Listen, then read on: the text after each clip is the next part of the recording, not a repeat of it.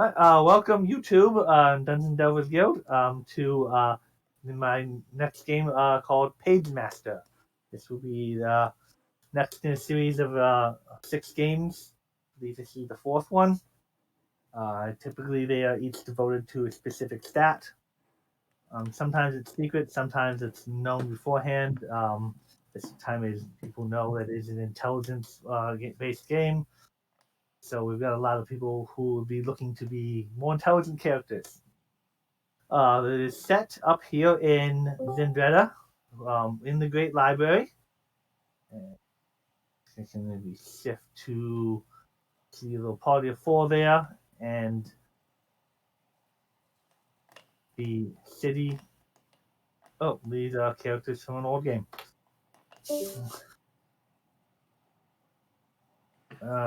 And I accidentally deleted the school. But it's set in the library right up here, this huge building up on the hill. And we will now go back to introduce the characters. All right, starting with the character on top here. Does Felix want to introduce himself? Yes, my name is Felix Falconius, Private Eye, or ex-Private Eye. Actually, I'm a monk, and I've changed my ways and I've gone to multiple temples seeking solitude and learning the meaning of life and getting my life back on track. In a previous life, I was an inspector down in a different land, and that business went belly up, so I ran away, and I owe quite a bit of money. And last I believe there was bounty hunters after me, so definitely looking to try to get away from that. I am a level 8 monk.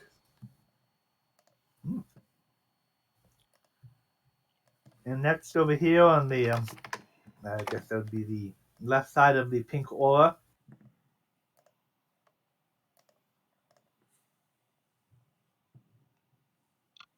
Wait, what?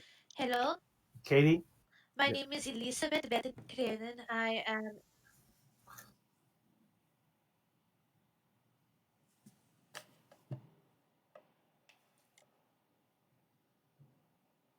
We're either getting a delay or mic problems.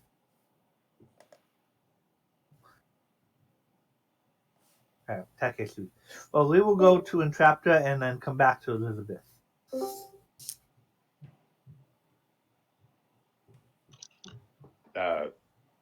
Okay. You can hear me, right? Yes. Okay, well, I'm the 13th Rat King on the guild forum, Discord stuff. Tonight I'll be playing Trapta, a level 11 changeling, artificer, Ultilarist. He is a lot of fun, really peppy, and absolutely glad to be here. I believe we have Elizabeth back.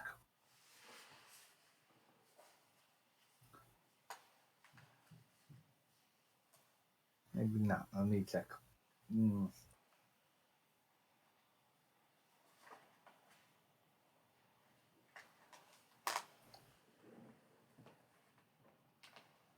Still having tech issues, I guess. I saw your token light up green, but no audio actually came through. Technology is wonderful when it works.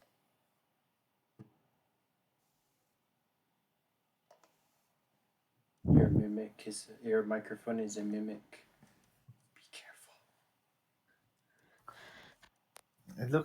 It's Discord says he's Can you- trying to talk. Hello. Can you hear me now? There we go. Yeah. Okay, cool. Hello, my name is Elizabeth Glynnan. I am a proud dragonborn light cleric. I am here to do one thing and do it well. I heal. I took some time to myself to be in my own company. I needed time to, in my mind, wait.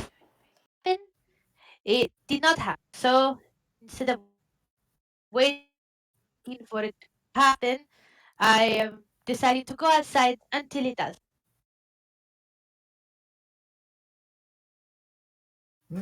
And last but not least, our last character asked to be introduced last. We have. So as you guys are standing around, kind of talking a little bit, since everyone at this point knows each other already from being in adventures together, you see this almost doorway, which has sparks kind of emanating as it just appears to rip out of time and space. It is a combination of like green and gold and blues and purples, and then the air in front of you starts to kind of waver a little bit, and Glynnan steps out of this portal, pulls his hood back, looking a little bit older, a little bit more knowledgeable, turns and says, "Thank you, Azuth. I'll be back, but it's gonna be a little while." Looks at entrapta, says, "Your broom is what got me back. This is what I used to get plane shifted. Hey, how's it going, Elizabet?" Kind of gives you a nod and then looks over at Felix and gives another nod. Um, says Glynnan, a high elf diviner wizard who has just now been able to return to the material plane from Arcadia due to being able to utilize the flying broom that I was gifted by Entrapta so long ago as the port key back. So, I'm back. Clever.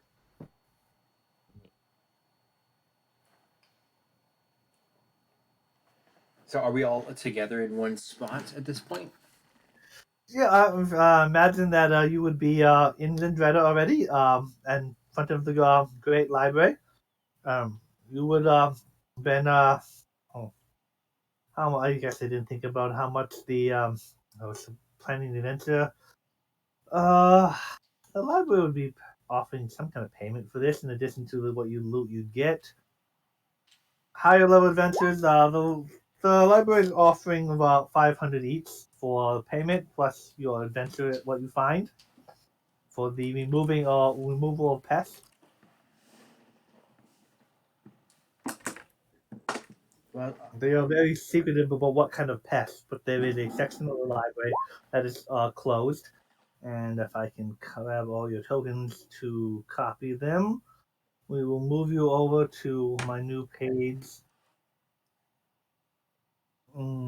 with a bunch of the stuff for the Great Library.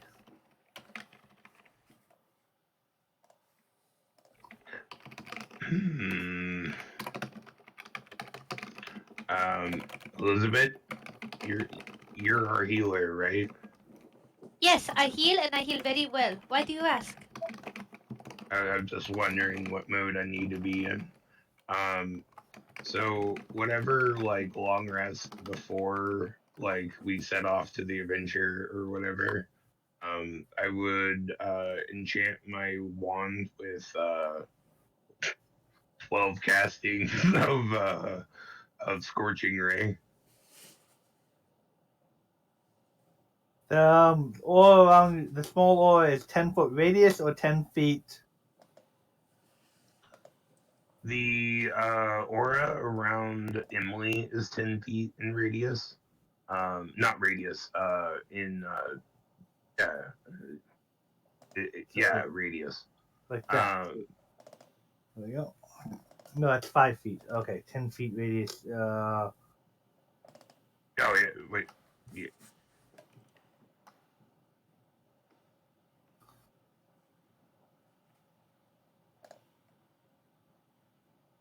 Yeah, why isn't that working Because right? Oh, it's not she's got working. center of it. Okay, so Alt and but that's not going to stay there. Okay, well, but that's approximately what it'd be. I think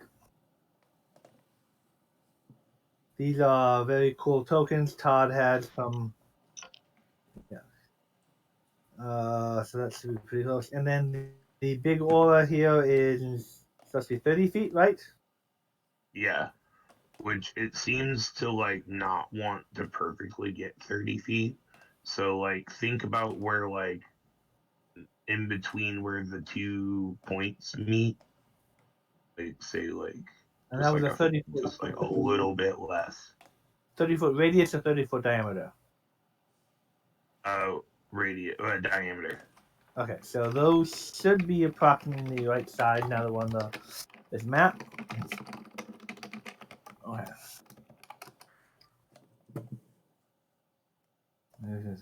All right, so you are we're told approximately where to go, and you're greeted this wing of the library, and you come up the steps. This is just one section of the massive library. But these steps will lead on it, and in front of you, we'll grab the wrong thing. Now.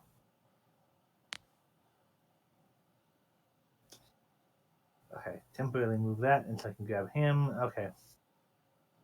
In front of you is a seems to be a tiefling in a combat wheelchair.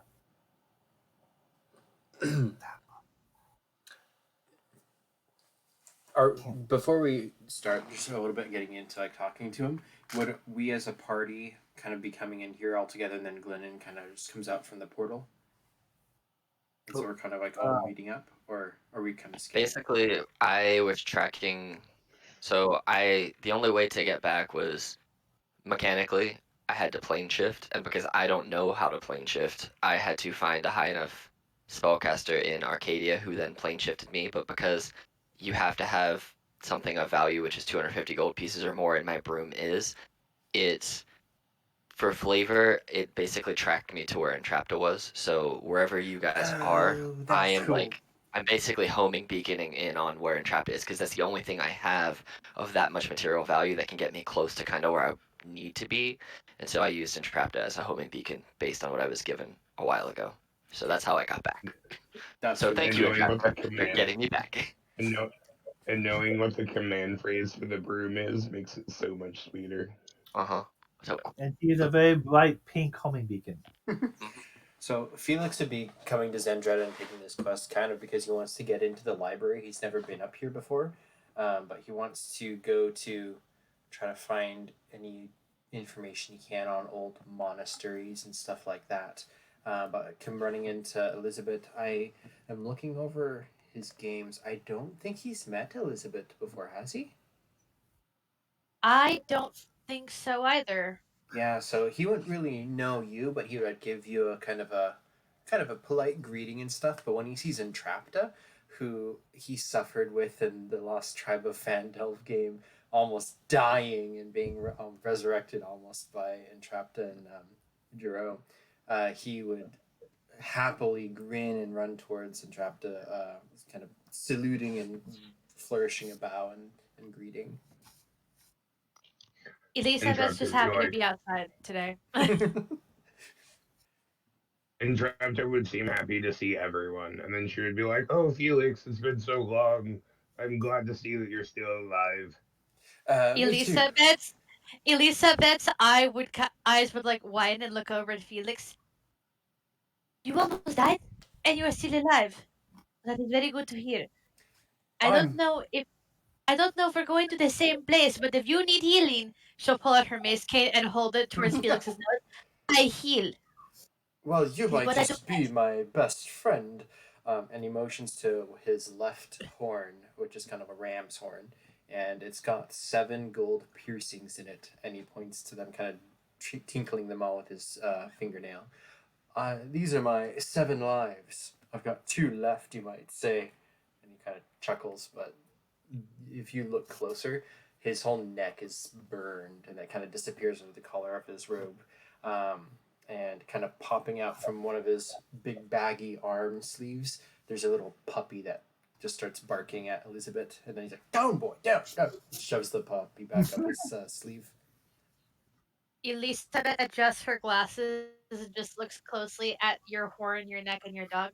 Oh, I've seen like that before at the fun house.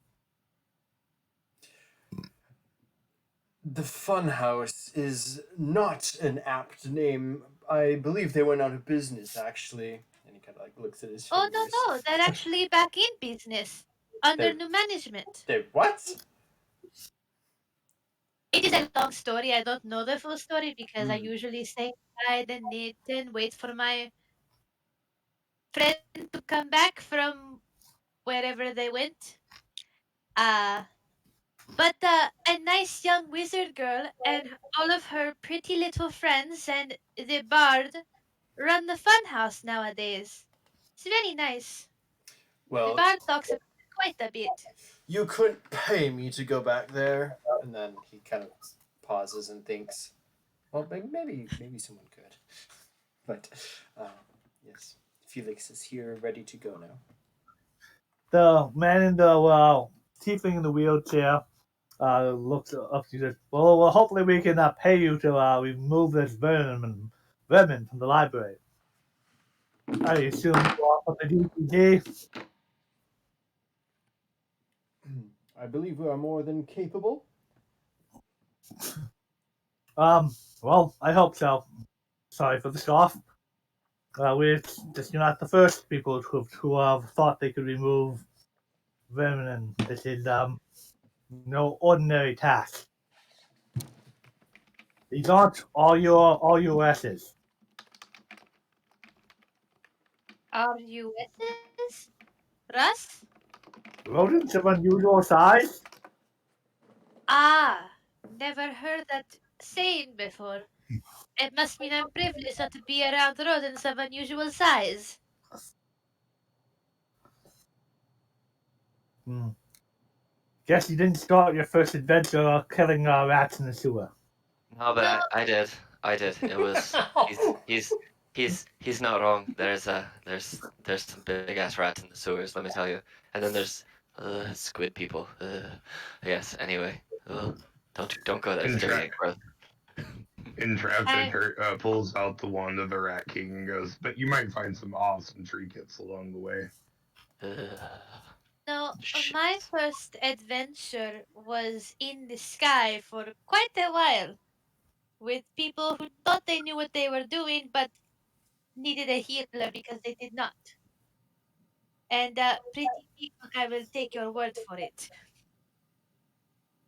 I mean,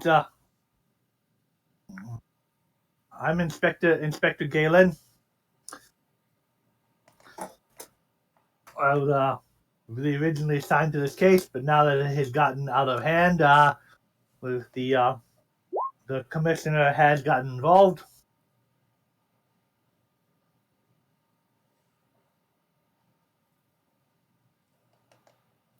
Uh, Assuming you are willing to be sworn to secrecy about what has happened here, we can continue in, and I can bring you to the commissioner and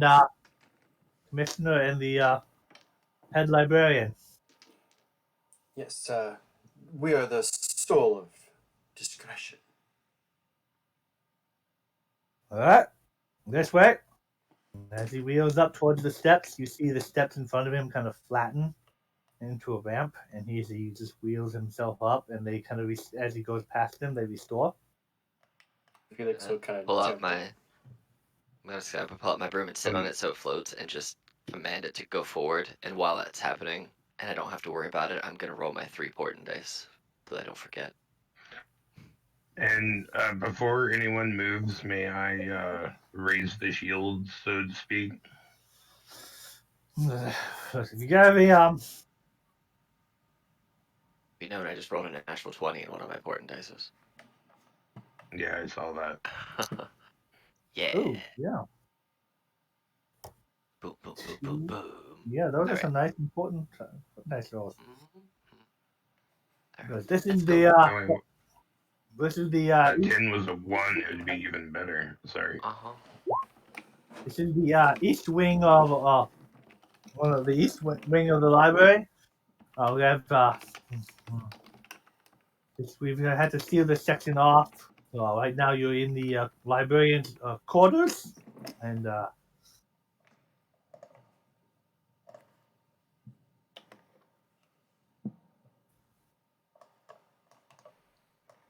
Yeah, Felix is kind of following up behind. oh, reveals who always seems to do this.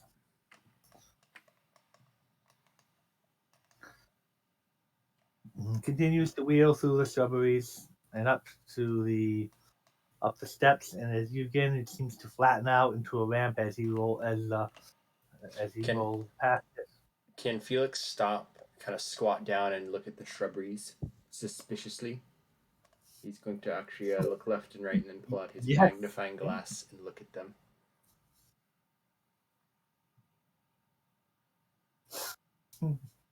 And suddenly the mimic attacks you. I'm joking. It's a shrubbery! It is shrubbery! You get a little shrubbery here, a little path right down the middle, a little path. The other night you say neat! He's going to scurry on after the group. But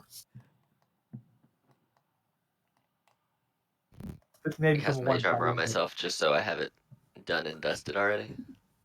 Oh, that reminds me. Elizabet will look at Glynnan and go, Glynnan, look at my new chainmail. It's made of gold. It matches my veil and my mace and everything. Though I prefer silver, but I'm not going to complain. Very pretty. Well, I'll have everyone in a group. Can I protect? Can I raise the shields? Yeah. Roll your temporary hit dice to give them. Thank you. Everyone has 9. Ooh, nice. I like it. Cool. Alright. I guess I should put these on here, huh? What am I at? 46? Oh. Alright. You Is can there- move me wherever I is I there gotta put any- math in here. Is there any noticeable, effect from that, or is it just, is there any, glow or shield or visible difference? Yeah. As I've always explained it, the little light bulb on Emily's thorax, kind of glows and then pulses, and a wave of pink energy pulses off of her, and then it forms a barrier around you, almost like a pinkish little glow. Though in front of certain characters, I don't like explaining that because then they get mad. Felix will just look at from one hand to the other and just kind of carry on, I suppose.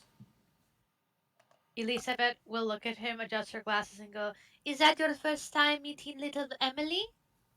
No, it's just been a second. Ah, I see. You get used to it, it's fine. It's nothing but good stuff.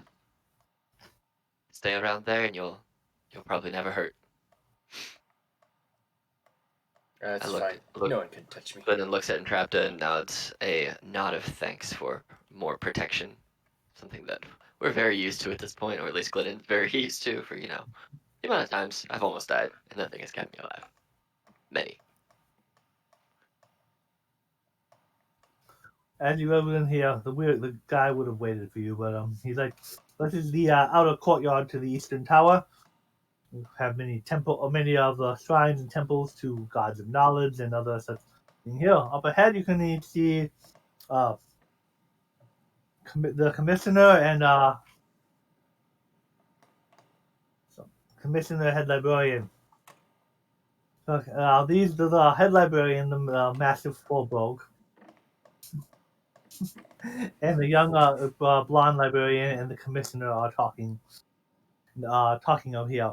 The young librarian seems to be saying, there are people who are who are asking questions. It's like, how much longer can we keep them in the dark? Like, just if they need books from this section, if they take an escort and come get them. Hopefully these adventures will get here soon. I want my library back. And the pest gone. What ho! Ah. What seems to be the trouble? Ah, so you Wow. also deal with rats, I see.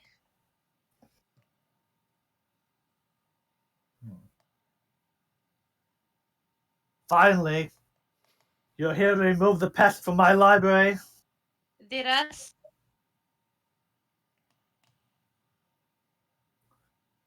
No, this is commissioner and the head librarian. So they are here to make sure the section stay closed and answer any questions you have.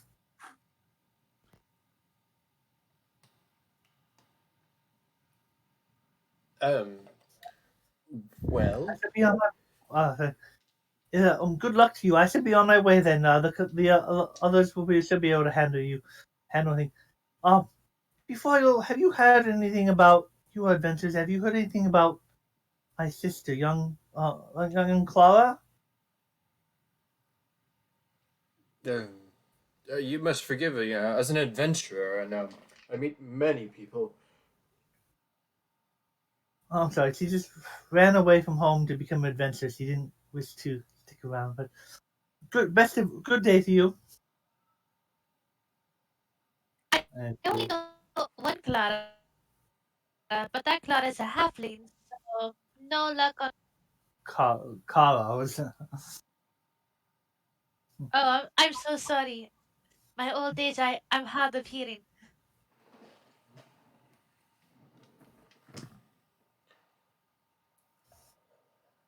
I've been out of town for a while, so you know, I don't know. I don't know who you're talking about. Bye. Just leaves.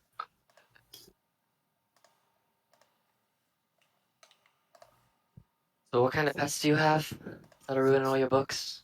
Which we can't have that. As long as you are from anything you hear from within this meeting, so we may not be known, so you remain secret. But and the inspector here has there seems to be a impish quality. That's not. We've determined it is not a devil or a demon, but it has a strange trickster impish like quality to it. It claims to be from someplace called the fifth dimension. It is a strange being that none of our weapons or spells seem to be effective against, and it is scattering them through the library, causing chaos. We have managed to detain it or entertain it, and keep it in this section, uh, but it is just I don't doubt we could stop it if it decides to leave. Felix is going Fifth to kind of. dimension, you said. Sorry. Yeah, I just want to Felix to slide behind everybody and kind of get closer to it, and then he's going to lean over. How many dimensions are there supposed to be? I thought there's less than 5. That's a lot. Elizabeth looks Entrapta over and laughs. starts counting on her closet and goes, I thought the same thing, but then again, there's lots of things we don't know. So don't be surprised. At least 3. Raptor, how many did you have to pop through to get back here? More than one? Oh, well, like 2 really, but it's nothing. And she kind of like looks and goes, if you really want to think about it, imagine you had a bubble bath, right? Think about every single one of those bubbles. Those are all prime material planes, let alone the immaterial planes around them for every single one of them. Those lost the There's dimensions. strange places that you don't even want to think about. The football will come up with that. Those aren't the dimensions that Imp talked about, and the two talk as the from my limited conversations with the Imp before, it spoke of dimensions such as called us fourth dimensional beings. We are experience only width, height, depth, and time as the fourth dimension.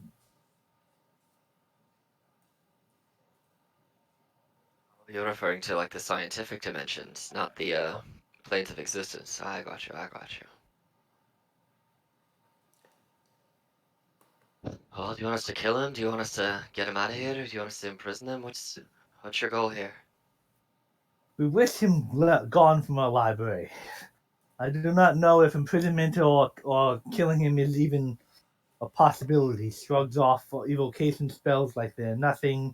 So, swords and weapons hit do nothing to him. He is, as he says, keeps claiming he is beyond us fourth dimensional beings. But it is ruining of the library. If you can either find some way to convince him to leave or cause him enough discomfort to get him to leave, we need to reopen this section. Yesterday. Well, Okay. Didn't you do it yesterday? I'm sorry you broke up there. I was just saying, why didn't you do it yesterday? Because our adventurers haven't arrived yet. No need to be rude. I understand you wish your library back. They have had a long journey. The commissioner who would say. This guy is a full-blooded elf. He is well decorated. He appears to be, from his garb, it looks to be a blade singer who has been trained in heavier armor. well, guys. One moment. He puts a finger up to the other party, to everybody else, and then he says, "Team huddle," and he motions for Glynnan, Elizabet, and entrapta to kind of get closer. So it sounds Yeah. like there's some sort of. Elizabeth, Go ahead. I was just gonna say Elizabeth's on the back of Glennon's broom, so she's just kind of awkwardly with her hands on Glennon's shoulders, just like listening and very attentively, like, what is it? It sounds to From me sideways. like this being can't be like. He punches his hand. Hit very well. Um, you do magic, right? And he points at the wizard, Glynnan. I mean, we can all do magic, but yeah, that's what we do. We Well, use our brains first and our magic Elis- second. But yes,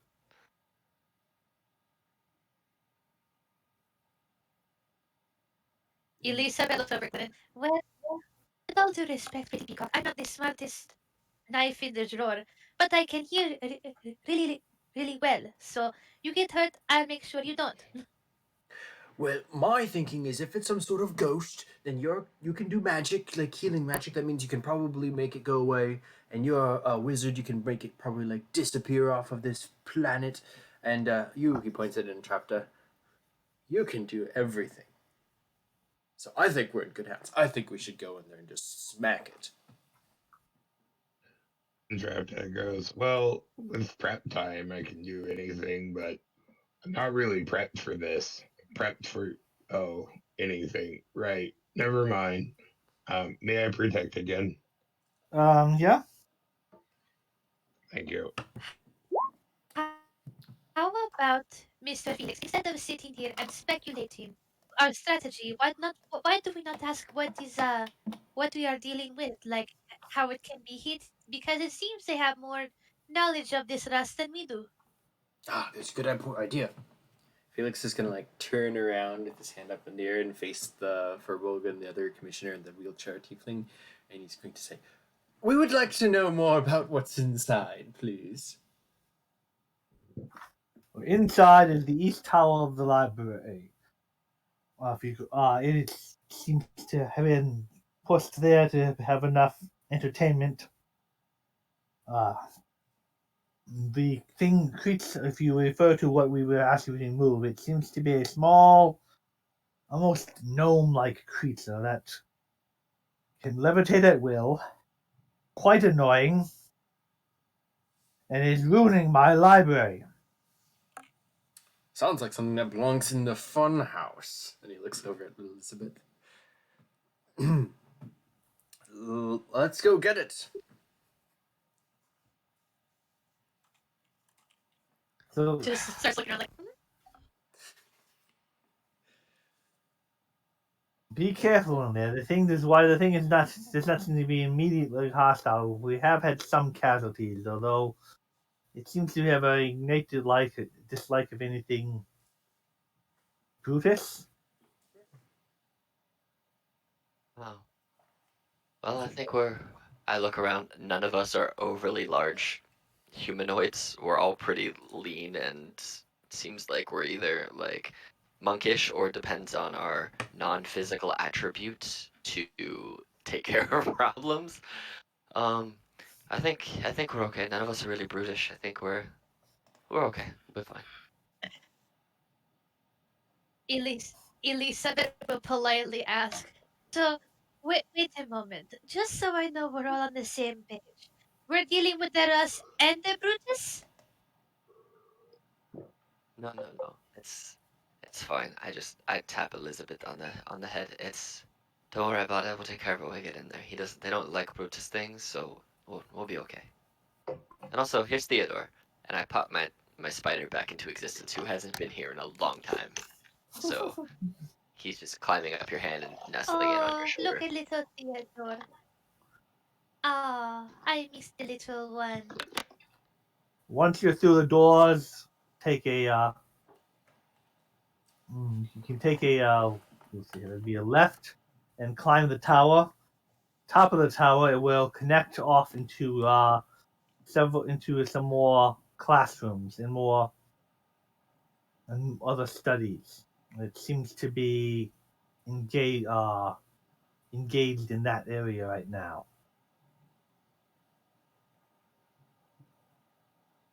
Well, shall we?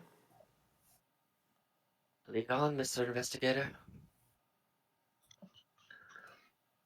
As Trapta realizes that like she might have to fight something in a library, she like kind of does this like nervous giggle, realizing that the majority of her like combat is all fire spells.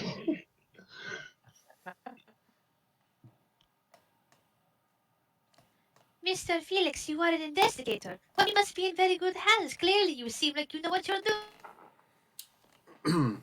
Well, if investigators could figure this out, I'm sure they would have. And he looks at the elf as he passes by. I think this takes stillness of mind, patience, and good old whacking. And with that, he kicks open the door. And Trapta laughs and goes, "Yeah, we should really find some Elizabeth looks people at with those qualities." Elizabeth looks at Glynnan and goes, Glynnan, I saw him investigating a very suspicious shrub in the front entrance. I think he's going to be very thorough. You know, I'm also good at investigating, right? I'm better than a lot of people, I except, know, I know. I mean, you got the three best investigators that you could possibly want in this group. You got me, you got Felix, who I guess is okay, and Entrapta is smarter than me right now, so, you know, we don't gotta worry about it. We'll be fine. Did he say go left or right? Oh, I don't know what's funnier. Ruffling left. I knew that. I don't know what's funnier, Glynnan. Ruffling. I all this to say, I missed you. I almost didn't come outside today. I'm very glad I did. As you Yes, enter me too. the tower, the place seems to be torn apart. I mean, none of the books are burnt or anything like that, but someone just had like someone was searching for something, and or the maid has taken a few decades off. The idea of the maid just not coming in for decades. I don't know why, but that's a lot funnier to me than somebody rampaging through a library, and I don't know why. It just is. Like, screw this library. It can deal itself. It's magic. Oh, oh, you know what? When Elizabeth saw Felix Margin, she would go, Felix, shush. It's a library. We have to be quiet. Somebody has clearly disturbed this library. Well, we have to as well. We are here to protect it, not disrespect it. Felix looks lost, like what he was about to do isn't gonna work anymore. I mean, if you want me to send somebody to clean up the library, I can do that. You just gotta give me like 10 minutes. Entrapta then realizes she has the like mending cantrip, and then she like sighs a sigh of relief. Elizabet has that too. So if anything breaks, we can just fix it. So Felix is gonna squat down in front of the books. Squatting is easier for him than kneeling because of his goat legs. But he kind of looks amongst the titles of the books and tries to investigate to see if there's any common theme amongst them, or if they're just mismatched titles, or if they're anything of note. They are. I guess they would be somewhat common theme because they were all on the shelf together at one point, but they were just torn off the shelf like someone was looking for something and just didn't bother putting it back.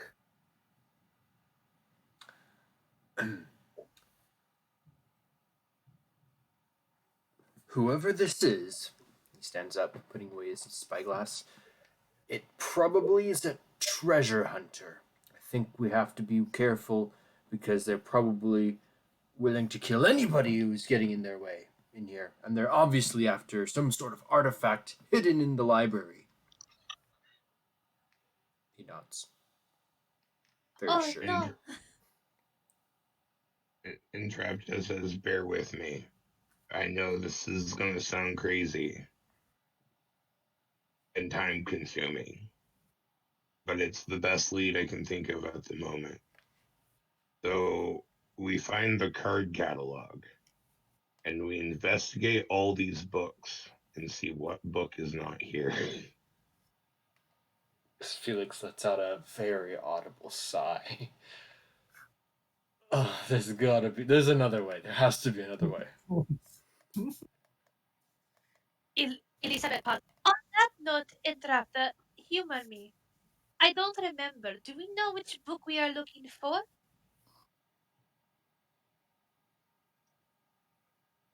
I think it was moreover we were trying to clear out this area. Um, but if say it's not just a poltergeist just throwing books around for fun, but as our detective friend so keenly pointed out, maybe they were looking for something. Then if they found it, then it wouldn't be a part of the mess. The reason I ask is because I've heard of this spell before, but I cannot cast it. If we go with your method, which sounds very tedious, arguably, but the best bet I can think of right now, unless someone says anything different, you could locate the object we are looking for in a list of little cards.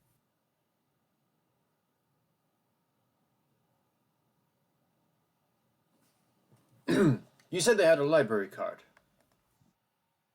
That's a good idea. We should check to see all the registered library cards and which ones are in use, or I don't know how this library works. While you guys are doing that, I'm gonna hop off of my room and start ritually casting Detect Magic. It takes me 10 minutes to cast it, so. There would be a light or magic around this place, probably in to prevent reduced flame or flame suppressant and necessary things. Would see there could be a movement. No, it wouldn't actually be here if they close the section. Uh, For the 30 feet statue. around me, and then it lasts for 10 minutes after I finish casting it, so. I would just basically, once I've casted it, I would just walk around the room and see if I detect anything out of the piles of books. Just walk around the room and see, other than obviously the stuff that's on our persons, which is going to be magical if we have that stuff, but I'm just gonna walk around the room and see if anything jumps out at me. Nothing magical really seems out of place. There might be just kind of slight protective wards that are just common to the library Okay, when you have a library that is run by wizards. that makes sense. Okay. Ooh. Well, I don't really see anything out of the ordinary, I so. imagine if it's even possible for Entrapta to shine any brighter, you casting detect magic is probably like hurting your effing eyes right now. Blindingly bright. Yeah, probably.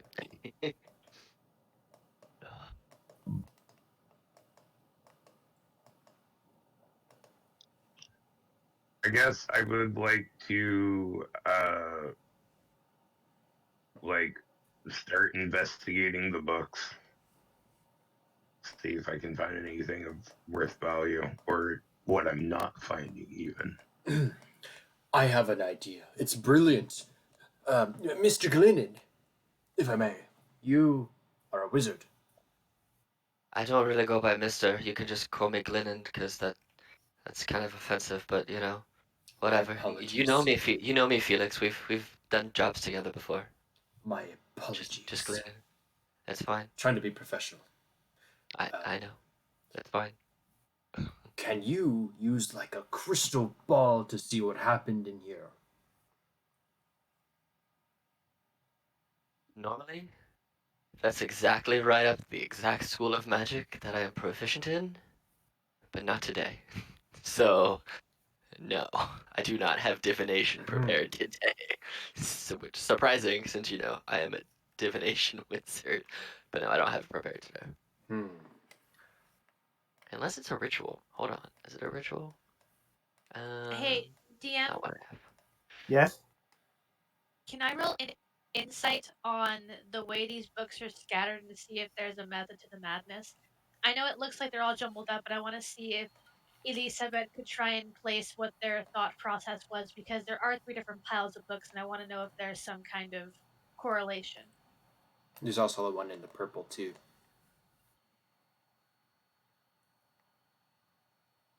Okay, you can roll investigation. Oh, I said insight. Insight. Okay. Well, It's okay if not. I was just curious. yeah.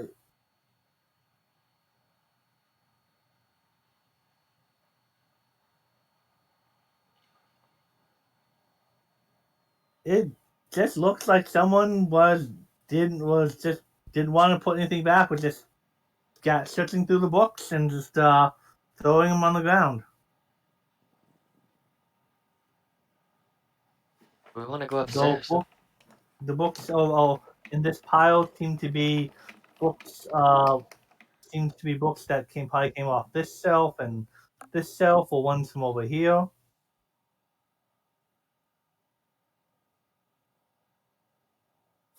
You So, ready upstairs?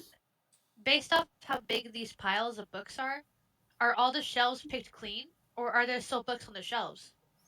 The shelves are mostly clean. There's still some on the shelves, but there's mostly cleaned. Can I inspect the staircase for footprints? Yes, you can. If I use my magnifying glass, would the advantage work? Yeah. That's a natural 20. Ooh. There there are definitely foot traffic here, but there's nothing that stands out that from recent. I have found out that there's absolutely nothing interesting about these stairs. Elizabeth gives a thumbs up. I have found out that these books have been tossed in piles, all cattywampus, but for some reason there are still a few select books left on the shelves. Hmm. Um, could Eric? Could I roll a history to maybe know if there was anything that was like super important that was kept here? Yeah. 28. This particular wing, not necessarily. There's a lot of important books kept in the library, but this particular wing, not that nothing stands out to you that of particular importance. This seems to be a lot more like I guess this, or maybe you could call this more like the fiction or literature, or just like with like the classic type section is largely the Eastern Wing. So Entrapta would look at the rest of the party and be like, "So This is pretty much just like the fanfic romance area of the library. Nothing really important was kept here. The Whoever did this might not have known that.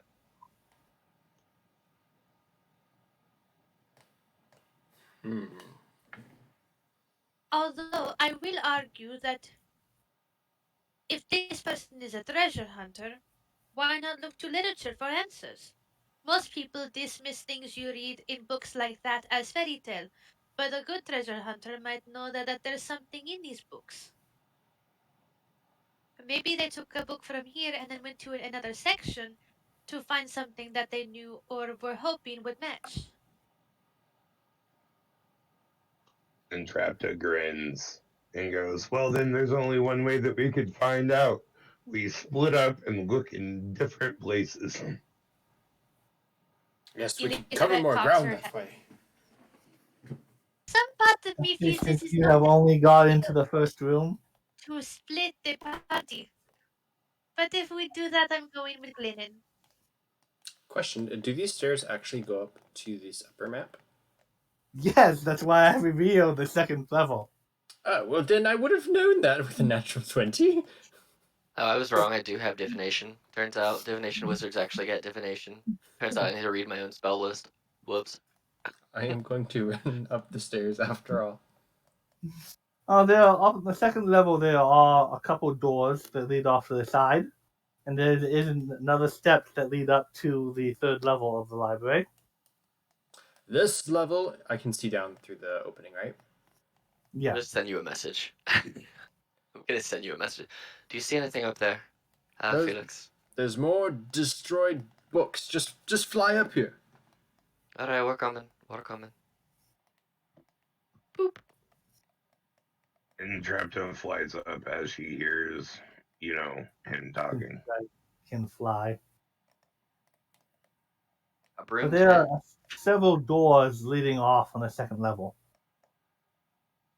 I would like to open one. One of them is a jaw, probably over on this side.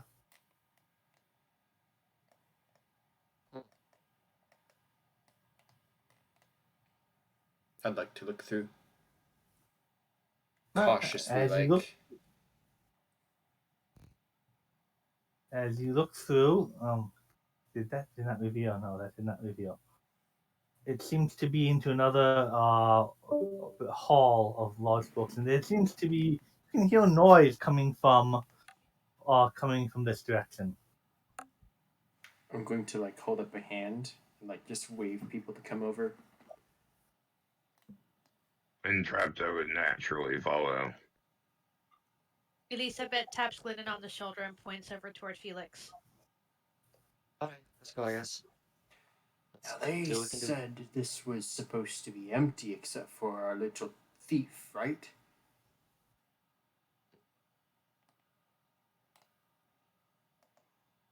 Yeah, that's what they said, I believe. Oh, let's take him in for questioning.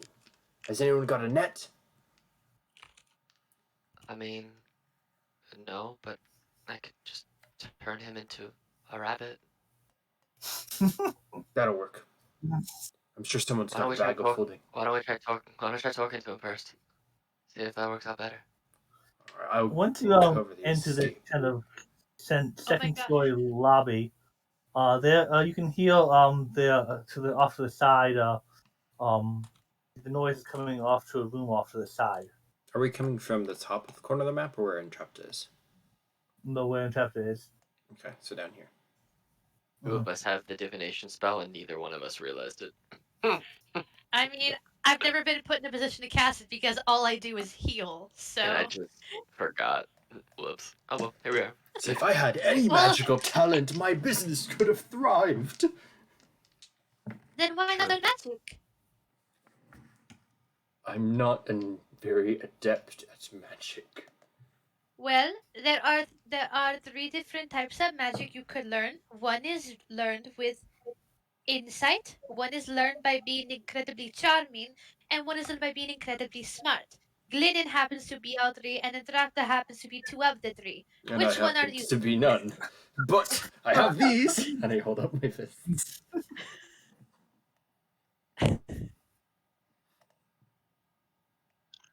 And Trapta was like filing her nails during that time and like thinking about like how like everything's just like so freaking boring right now and like didn't even notice anything that was just said. You, You hear Elizabeth, you off seem to the to forget right. that Entrapta's actually smarter than me. You hear off to the right, like Romeo is such a whiner. I mean, who writes this literature? Maybe 12th Knife would be better. I'm sorry, real quick, out of character, I am visibly freaking triggered. I'm so mad that someone said that. Oh god. Where's the I'm voice sorry. coming from? I'm a literature major. I just heard Romeo sucks, and I'm like, the what? What? Hold on. Yes, but let me explain why. Because it's probably not the reason you're thinking. Is this where it is? Yes, off that direction, and then it shows up down in this transcripts to that map over there. Can Felix see who it is? No, but you can hear the voice coming from within in this room over here. Felix. Is it in common or is it in a different language? It's common. Okay. Let's go, guys. I would like to run towards it. You can explain, Katie. Well, we're done. Oh, I will gladly explain afterwards. It's not Romeo doesn't suck for the reasons you think. It's just there's a whole different level of suckitude that average people don't consider with Romeo and Juliet. My god. The opinion expressed by fifth dimensional imps are not necessarily my own. Oh my god. You made the imp though, so they are your own. How dare you? I'm offended. Okay, as you guys come into this room over here, you definitely hear you hear noise coming from within this room. You came in through these doors down here. We came in through those doors? Yeah, you came in through these doors here. Technically, it's outside, but this is not. This is all interconnected library. Okay, so I thought we came in from here and then went there and then are coming down here. But is there like a door here? You came in this way up from the tower, and then you hear heard voices that way, which leads you in this way. Okay, so it's just would be rotated 90 degrees. Okay. Yes. Cool. There's a lot of library See? maps. Do you see him anywhere? Oh, do I have guests? Oh, element of surprise is broken. Plan B. And this thing comes around the corner over here. Act natural. And I'm going to shove whoever's closest forwards. You're I guess you're the one closest forward. You're the one closest forward. I guess I backpedal and try to shove.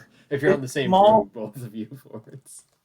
Oh my god. He just shot the broom. He's like, go over there. You're This smart. small, floating, Room don't gnomeless-like imp in a small boulder hat. He's not that big. Jesus. We're showing you the picture. Floating on magic energy, comes floating around the corner, holding a copy of 12th Night in his hand. Well, what do we have here?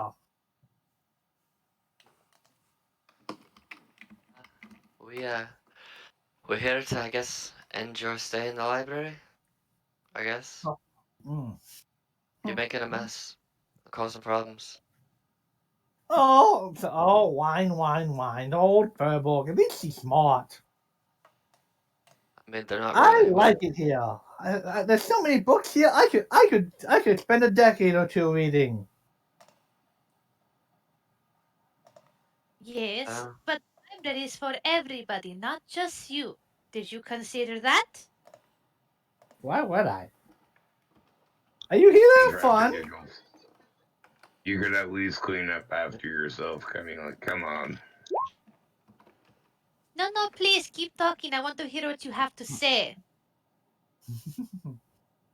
Goes, oh, you want to hear what the old Pagemaster has to say?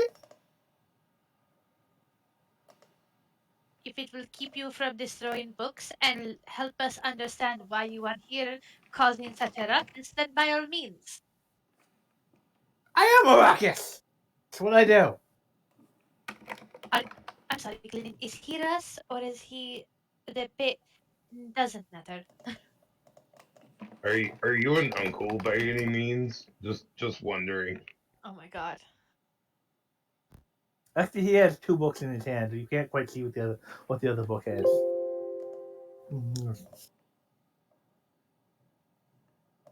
Is it how to be a good uncle that's Uncle? not any relation? I don't know. It's like I don't think my sister I don't think my sister or brother have had any kids. They're such a mess to take care of. They leave their toys everywhere. Entrapta giggles, hence the no relation.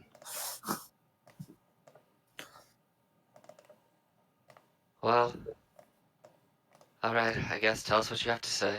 Said you had some information for us. We had to hear what you had to say. Might as well tell us. I didn't say any information, what? Yeah, Small you did. the Coco said she wanted to hear me talk. Okay, Well, first of all, excuse me? I just turn the broom around, and then I look over my shoulder and cover your ears. She is a proud dragonborn lady. She is not an Aarakocra. Get that right first. Someone's been hitting the sauce. Oh, don't just trust me. Entrapta Can Entrapta I roll for giggles and goes, I mean, I know I'm not very perceptive, but My can Glennon's eyes get real big. Like, just stop. Help me out here. Yes, I know, Katie. I'm provoking your character. can I roll to persuade the page master to at least humor us for a moment? So, Elizabet will gently push Glennon's hands away, kind of confused, and go, "It is all right, page master. You clearly have not read enough books. For you see, I have a horrible skin condition that led to feathers and flying. More importantly, you see a lot to say. From what I hear, you read books about this Romeo in 12 Nights, and you have this air of confidence about you. Mayhaps you could humor us for a moment, tell us what you've read, why you're here, what you've seen. Maybe some kind of big rodent or something? I'm sure someone of your could likeness has great stories to tell. oh, you like stories? I like I stories. I love stories. You tell me a story, I'll tell you a story. How about that? Good rodent. That reminds me of a book I found in myself. Look, hey, stories. This is a good one. She flings the book at you, toward you guys. There's a bright light and a flash, and you. Oh, let me grab all of you.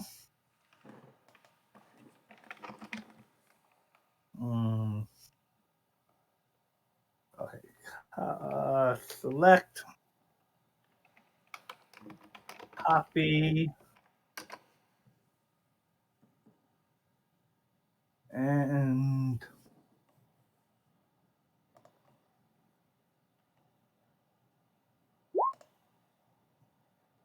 oh, I didn't mean to take the books.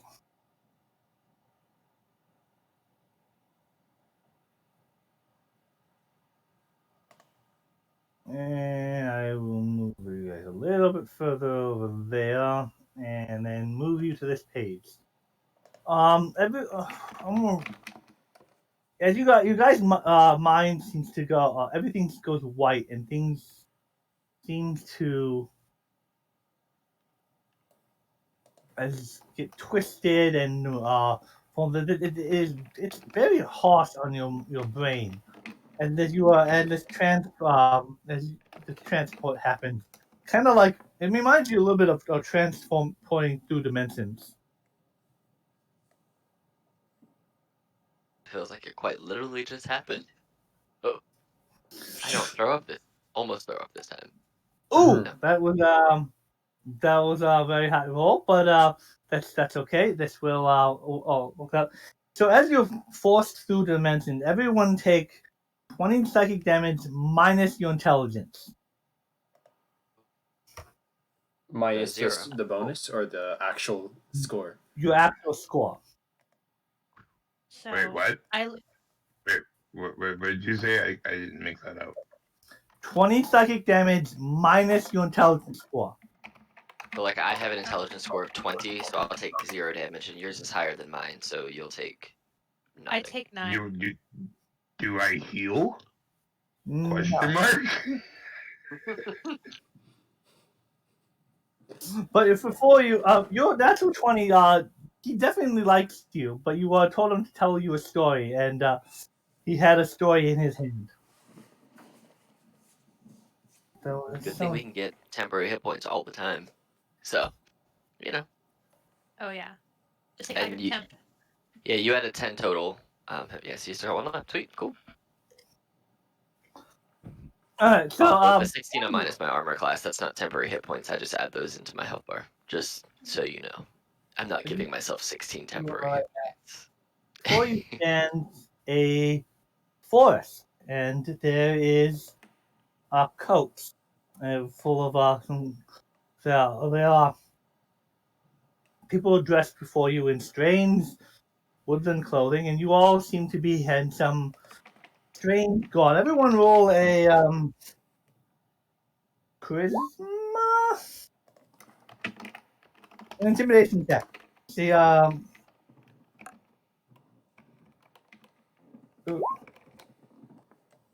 Just intimidation roll.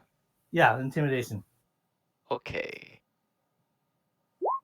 Hey, I'm apparently intimidating. Who knew? I'm the scariest bird here. Granted, I'm the only bird here, but I'm still the scariest bird here, and I'm very proud of that. Nonsense! You're a dragon boy. So, I Glynnan, would you That was like- out of character. Glynnan, I would like, you I all would seem like to be as a reaction all to seem to Flash be- the Genius you Glynnan. all Ooh. So you what am I, all 21? Can I describe the situation? Sorry. You all seem to be in strange, weird costumes. And for having the hire, Glynnan, you seem to be dressed, especially in the kind of like the leadership uniform, and you seem to have a badge that says Seraph on. And the strange imp goes, welcome, welcome, welcome. Everyone else but you and the imp is paused. And he goes, welcome, welcome to Sherwood Forest.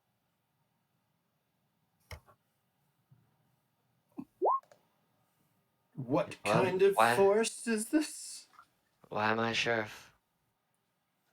Oh, you are the Honorable Sheriff of Nottingham.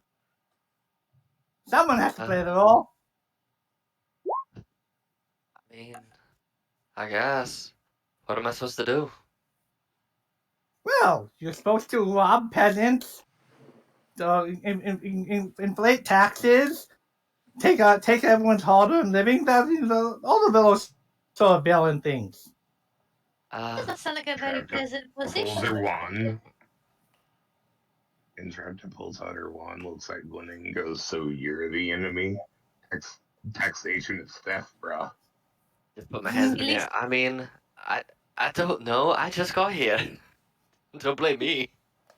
No, you are yeah, you are all the enemy. As he turns into, he keeps the same face, but he turns into Robin Hood, as the rest of his merry men are all paused around him.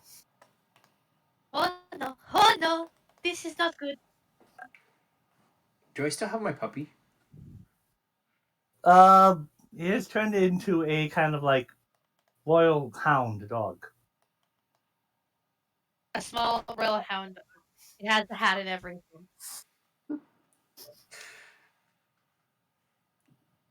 Okay. I thought you wanted a story. Well, Are we ready to begin?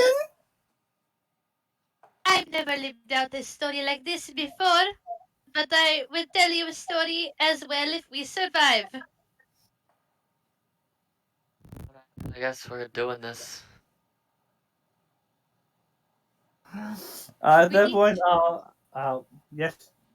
Do we need to roll history checks to see if we know the story of Robin Hood, or do you want us to assume it's in our common knowledge to know the situation that we've literally been thrust into? You can roll history checks to see if your characters know the story of Robin Hood. Great, I have a +0, so I know nothing. There you go. I probably Let's see what happens. Entrapta and I probably know the story. Oh, I think Entrapta is laying down spoilers, man. using And Trapton, no, I want to read the book maybe one day. just dropping spoilers. You're spoiling. I'm like, I got it. I got you. I know. I've read this story. We're Fe- there. Felix Just is ruining just it for fixated everyone. on the monk over here, the friar, and he's about to kick his heels in the dirt and charge. Elizabet's just so confused, looking around. Sherwood is not the wood I have heard of, but we have a sheriff, we have Sherwood, the sheriff forest. I would like to believe that Glynnan did not read the last like 5 pages, and I'm totally gave up. spoiling those last pages. I was reading it, and then we went to fight Cthulhu, and then I had to go to Arcadia, and I haven't had the chance to finish it yet, so it's ruined now. Oh my god. Right? No, even better. He like when he like invaded your mind. He like blinked. That's the piece of like your like brain that he stole from you. Yeah, just the ending to Robin Hood. Oh my god. I need to know. Anyway. At that point, Robin Hood would not the imp in the form of Robin Hood would not an arrow. And everyone roll initiative. Oh no. Okay. Let me clear out all the stuff from last game. Yeah, I just rolled a 24. 24 was yours that you rolled. I Yeah. can stick you back in. My rolls suck, but it's okay, Super I'm here to lightning heal. speed. Wow. That's a real fast initiative. That's 518. Look at that. Boom. Oh, are they on the map layer? Yeah, unfortunately, let's put Robin and all his merry men onto the token layer.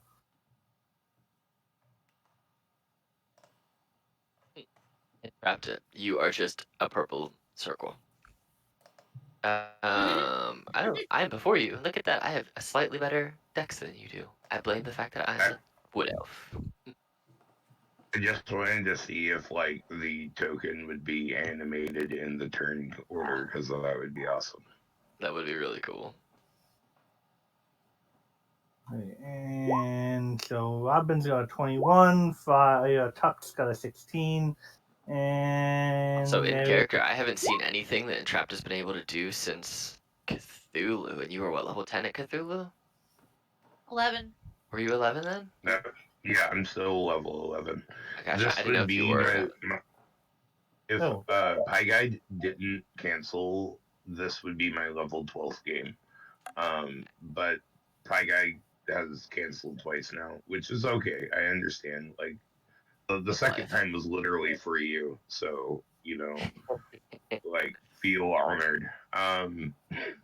So yeah, Pie Guy's game will be my 12th game with Entrap, or not 12th game, but level 12 game. Nice. Yeah, once I like beat that, I'll be level 12. Woohoo! So Felix, if I can go first. Yes, it's your turn first.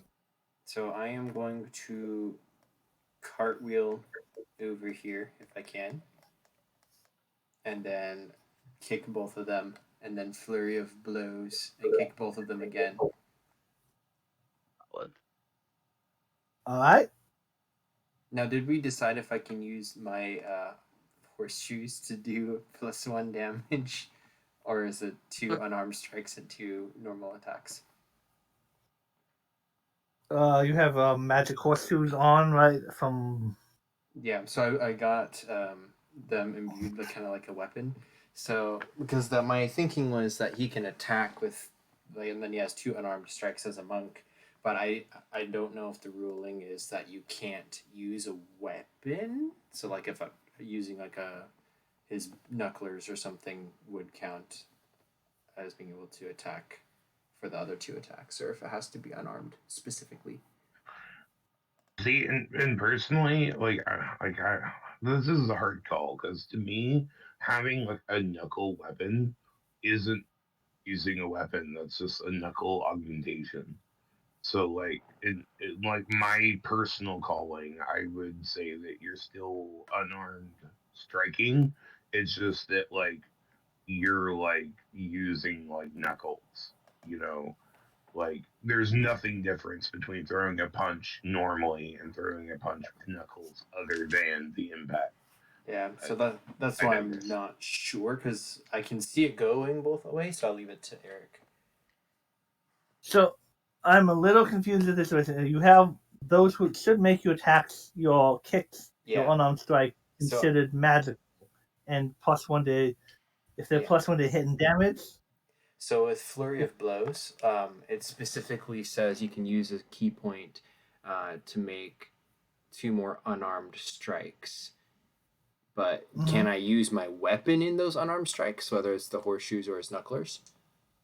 I Or would does it think have? the horseshoes would just affect your unarmed strikes of your feet. Yeah, so basically, do I get a +1 bonus to it or not? Yeah. Cool. Then, yes, he will do 4 kicks. This one is on Little Ow! John. This one is on. That one's on Robin Hood. This one's on Little John. This one's on Robin Hood. Oh, Little John, it gets kicked in the belly like by a hoof, and it's like oh. Did it not roll damage on that? God did not know. Oh. You want me to just roll it again to see if it does damage? Actually, I think. You can click on it and it will just roll the damage for you, I think. There. Oh, sorry, I doubled up. That's not even the right one. I didn't click that. Okay, well, it was 10 damage, and then I don't know how you want to do crits. I do crits like you do. Okay, so if that's the case, it would be 16 damage on the crit. You know, Uncle John, Little John kind of bends over with it, just like he really whooped him in the belly pretty bad. And there seems to be a strange kind of do with perception.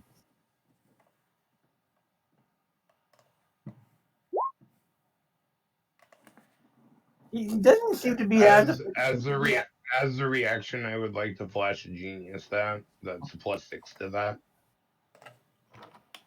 That was a 19. There seems to be a strange kind of like blue this magic that seems to be around when you kind of when you're kicking him. Retcon, I can't do that. He's outside of my sphere of influence. Never mind. I'm sorry. Then it doesn't seem to be affecting me as much as you thought it should. He will kind of regain his feet and just kind of like get a boxing stance up and kind of look from one to the other. Something's not right. That's his turn. And I'll mark off a key point. Out of character, I feel like I know what it is, but in character, I'm not sure Elizabet is wise enough to figure it out.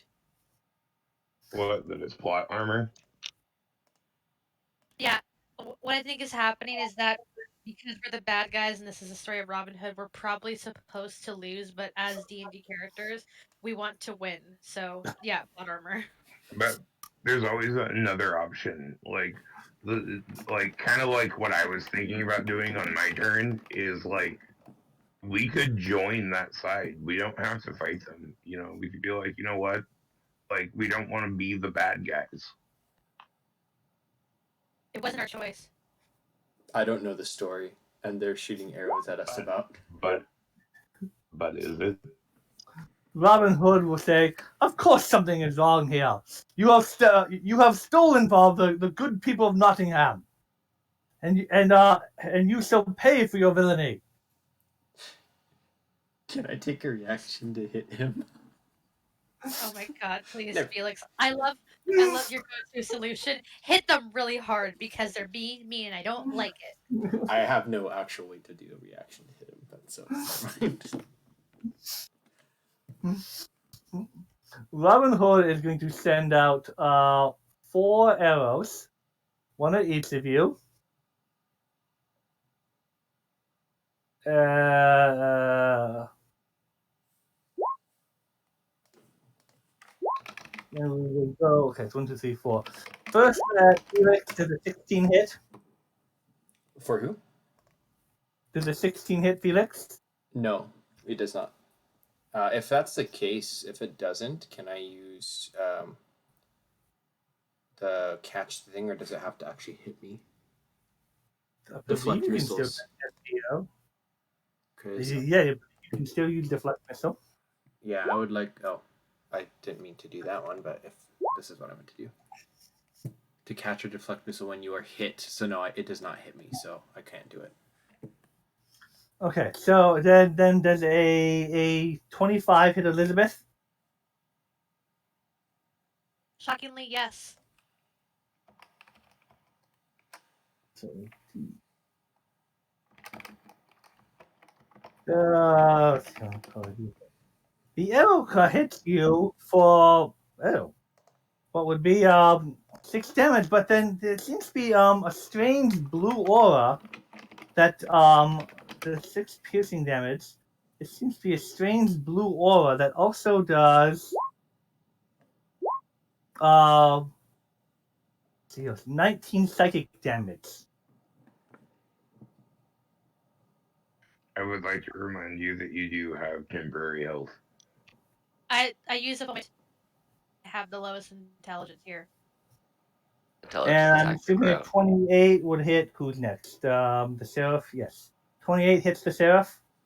It does indeed hit the sheriff. This arrow will basically take the take out the Seraph's pants and do 9 piercing damage for your belt buckle. That's just rude. And then there is 30 psychic damage. Really? That seems excessive, but okay.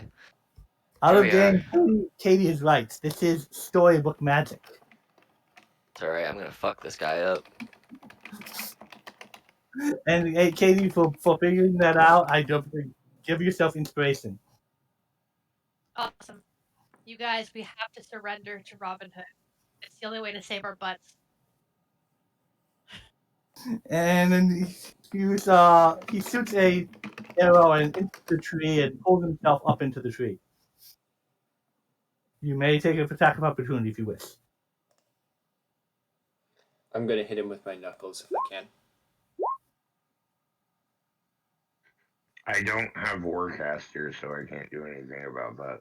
You do manage to hit him, and he swings like a pendulum. It's like, I see the royal guard has been improving their flunkies.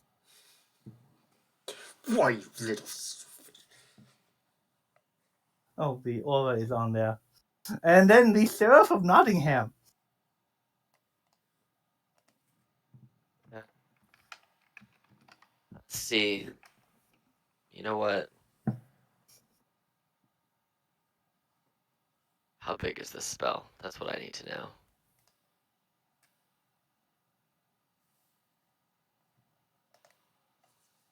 This might actually hit you, and I am sorry, Felix. I have healing spells Evasion. and potions. I have And he evasion. has evasion. I know. So I'm going to just make sure we're flying like 10 feet up in the air so we're not out of Entrapta's aura. And then I'm pissed. I, as a wizard, have never once cast the spell, but it's happening, and I don't care. So I look Are you over. casting Fireball? I am. I happen to prep this spell today, and I look at Oh, right first here, time. and you just see Glynnan get like my whole body covers in like this radiant red energy that starts emanating, and I condense it all into like this bead, and I just flick it with like full hate, and it goes across the way, hits right there, and I need everybody, that's literally everybody over there, to make a dexterity saving throw of 17 or Go, take Felix. or takes 30 damage. Now The I blue have magic, evasion, so I think that's 0 for me. Yeah, you take Felix, 0. Yeah, you take 0. blue if story of Felix magic. does not make the DC, I am reaction flash of genius in him. He passes it. It was 17, so he passed. Blue storybook magic seems to protect Robin Hood, but his merry men seem to scatter in the explosion. You know, and you hear no longer Robin Hood's voice. That's like it's like the sheriff by now and doesn't know magic. Oh I'm not my, the sheriff. we have to play the characters. Oh god. I look over at Entrapta. You're up. Finish him. Because you were after me. Somehow your token got removed from the order. Oh, it was the aura, not his token. Yeah, but Entrapta had an 18 as well. I just have a +3, and Entrapta's got a Oh, did +2. he not have his token in? Did he put his aura token in? Yeah, I think so. I put But yeah, I was testing a theory. I was seeing Yeah. if it would be animated in the turn order, but it did represent me. so yeah, they just go. Numbers. Entrapta just got a +2, and I have a +3. So we can go in any order. It doesn't really matter. But I've All already right, taken my turn, so chapter. it's Entrapta's turn. Yeah. That Oh, is my turn. okay. So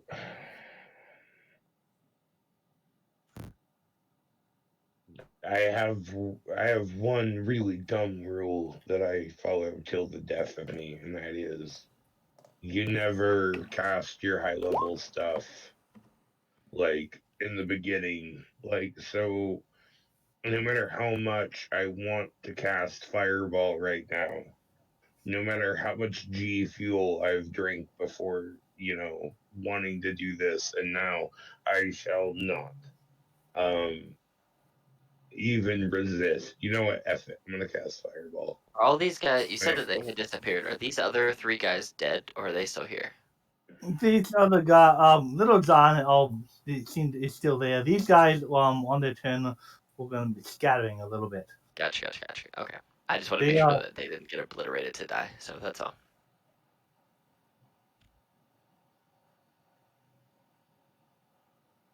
Okay. Anyways, oh, you know what? No. No, no, no, no, no. No, no, no, no. I'm not gonna be that guy. I'm not gonna be that guy. I'm not gonna be that G force like fireball casting guy today. Alright. So instead, I'm going to cast aid at 3rd level. So I am choosing Elizabet, Glynnan, and myself, I guess. I'm sorry, Felix, you're out of my sphere of influence. And we each get 10 more HP for a maximum and 10 HP to replace that. And then as a bonus action, I would like to protect. So I have a question with that. My damage, d- does my health increase or does my max health increase? I think both. Your maximum health increases by 10, and you also get 10 HP. It is both.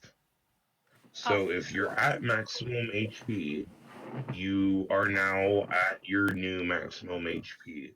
If you're not at maximum HP, your current maximum is increased by 10 and you are healed by 10. Awesome. Thank you. Mm. You're Yeah, we welcome. get 14 temporary health points. Also, you get my maximum amount of temporary health at this point in time, which is 14. So, yay, entrapta. Okay, that's my turn. All right. Little John's turn is going to be he kind of you could have kicked him in the groin or the stomach or something like that. He's kind of recovering from the from the blast. He's like, oh, that was pretty good. All right, give me a moment. One moment. And the merry men kind of scatter from the fireball on their turn. And it would be Elizabeth's turn. Elizabeth is going to look at Glynnan and say, "Hey, Glynnan, Glynnan, Yes. What? give me a word of subjugation." Kill him. Hmm. Well, I do think that is one thing I could do. Technically, it would not affect the magical blue thing because it doesn't actually work, but I think it'd be funny to try. What? Mr. Arrowman! That is Mr. Hood to you, young lady. First of all, I am 26 years old. I am basically a grandmother if I could have children. Second of all, I have one thing to say to you. And DM, I want to know what you think of this. Die. Now, hear me out. When you cast command and you say the word die, you can't actually kill somebody with this. What happens is they fall unconscious. Now, canonically, I'm not killing Robin Hood. I'm just making him pass out if he fails a DC 13 wisdom save.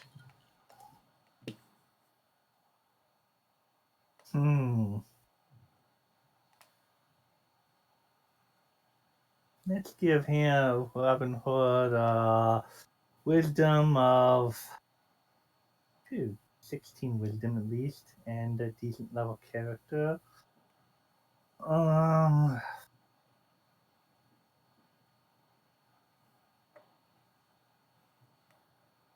Oh, base 19.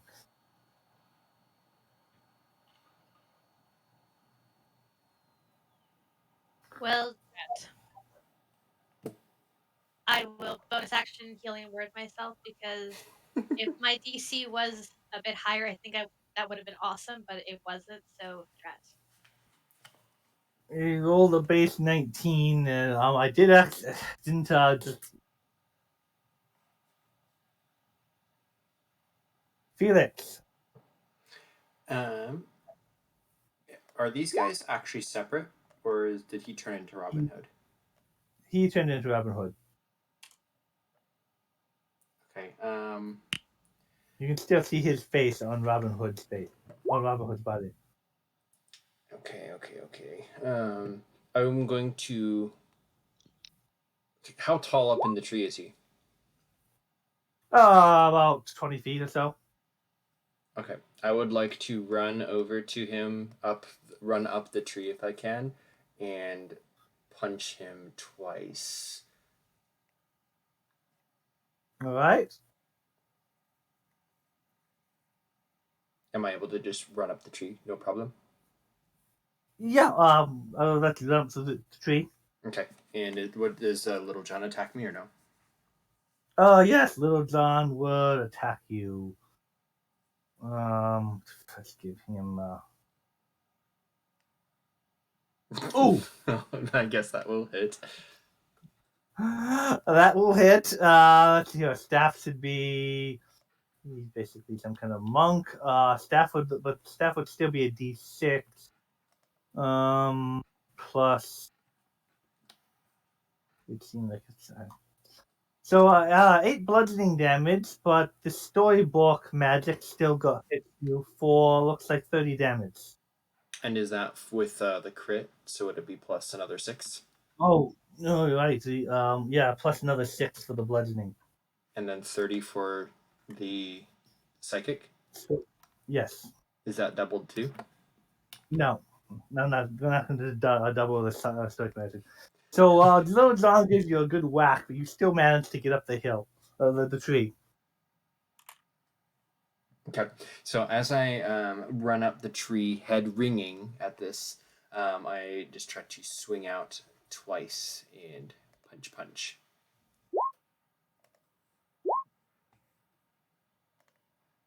You do some pretty impressive punching, but every time you get close to Robin Hood, it just seems just before you hit him, the blue magic seems to prevent you from making a full contact with him, Okay. as he is dodging you in the tree. Am I able to remain in the tree, or do I have to do something else? Yes, you're able to remain in the tree. Okay. Then I would like to bonus action patient defense.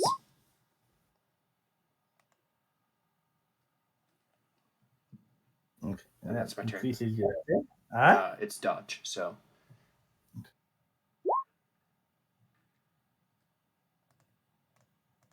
So the page master would say, quite entertaining, quite good. Are we having fun yet? And he will go ahead. Elizabeth just respond. I don't know this story, so I don't fully understand. But I don't think we are following what the story dictates. So you are. Robin Hood robs from the rich and gives to the poor and beats and defeats the evil sheriff of Nottingham. Nice kitty Hello Kitty pantaloons, by the way.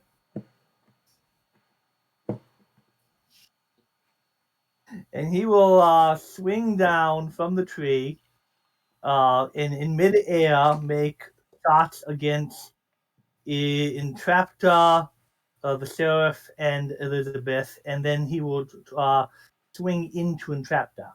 May I take my attack of opportunity to punch him? Yes, you can. Do I get 2 attacks or 1 for the reaction? Just one. Ow! Well, that's Thank you, going Felix. to be. Boom, headshot. That's going to be 16 more damage. Keep hitting You- that hard and story be danged. You punch through, and the magic seems to try to protect him, but as you punch through, the storybook magic seems to flicker a little bit, and the rope breaks on him. So he just goes tumbling to the ground, but he still gets his 3 arrows off.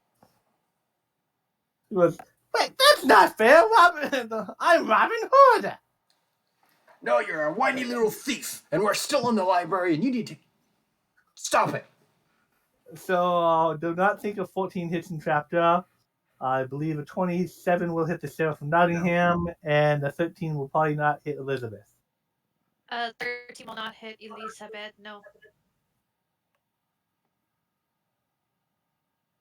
So 12 piercing damage and 20 psychic damage to the Sheriff. And he is sprawled out of the ground here.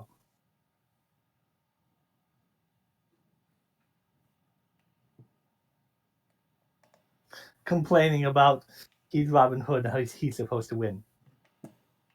Entrapta.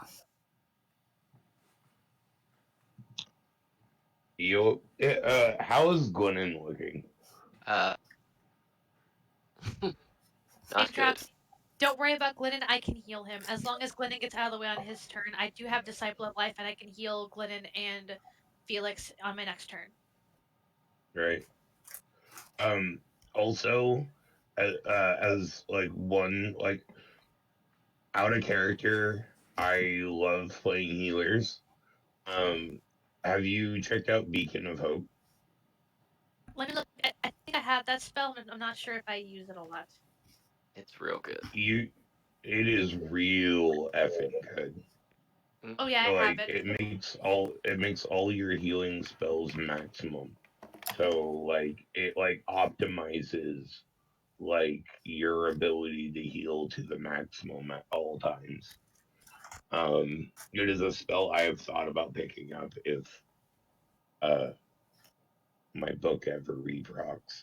Anyways, so uh believing in Elizabeth Elizabet's power to be a damn good healer when needed. I instead of casting Cure Wounds, um, so our targets are here. Oh no, here and here. Oh, and here. And you are doing. I am casting one of my many casts of Scorching Ray. I am attacking him, uh, him, and him.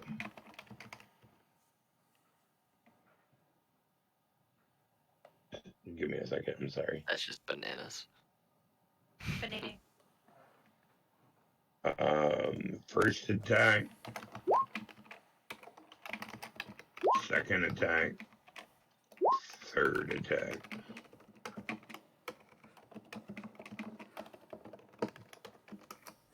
Right. So the first attack, against this is against merry men. That would There's one. that takes Wait, what? out first attack into the merry men takes out takes out a couple of merry men, and they seem to fall, and the others seem to rush around to the men to protect it. Little Okay, I'm just gonna John. roll my damage just for fun then.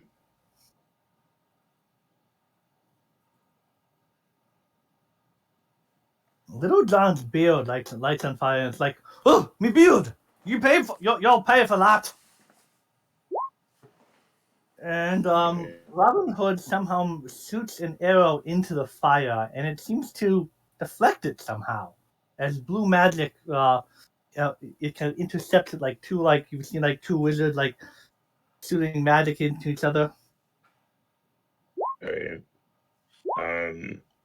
So since it's still, well, no. Since it's still my turn, I'm gonna use my movement to fly around over to Felix, hovering like just like shoulder height next to him, and then I'm gonna use my bonus action to procreate. Okay. Okay, that's my turn. And the Honorable Sheriff of Nottingham. Okay, so. Alright, so here's what we are gonna do. I am not gonna fireball my group. um, I'm gonna do a strategic something here. That's okay. So I just kind of start whipping what looks like the air around my body, and I'm just kind of like whipping it into this like incorporeal whip of all things, and I just like Indiana Jones snap at the Sheriff of Nottingham with Tasha's Mind Whip, and I'm gonna burn one of my portent dice and give them a 10, so they fail the intelligence save.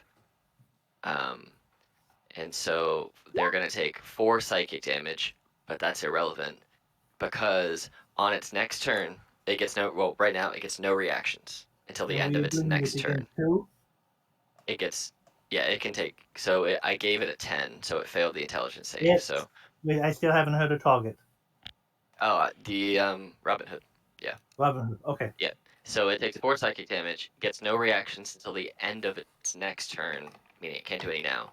And then on its next turn, it has to choose whether it moves, gets an action, or a bonus action, but it only gets one of the 3. So Okay. here's the actual spell if you want the whole thing.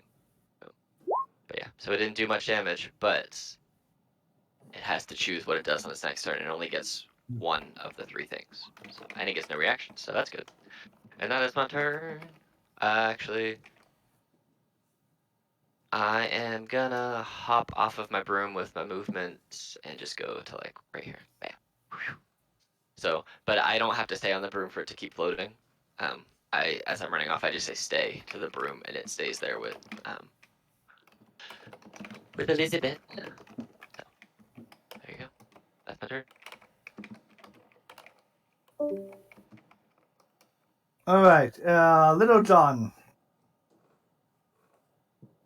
John doesn't like that you lit his beard on fire, and you are floating on your broom up there. I take it. They disconnected, but they're still flying on their broom, I believe. Little John is going to move. Is going to move over towards the tree, and in a very animated type style, he will hit the tree, and the whole tree shakes, and just branches go everywhere. Felix would come falling out of the tree, and percentile chance whether a branch hits the floating entrapta. Or crash, so they're not going to be back for a couple minutes, just so you know. Okay. Nope, I rolled pretty low. But Felix will fall out of the tree, taking a d6 per height, so 2d6 fall damage. Oh my god. And Felix, don't fall, please. Felix My can't be hurt from falling. It's fine. my Felix slow is the falls a Mordor falls. reaction. Is oh, it? okay. No, I think you just get to do it, right? It's not a reaction. I thought it was just a thing. This reaction, Oh. and then I've already used Oh. my attack of opportunity for reaction.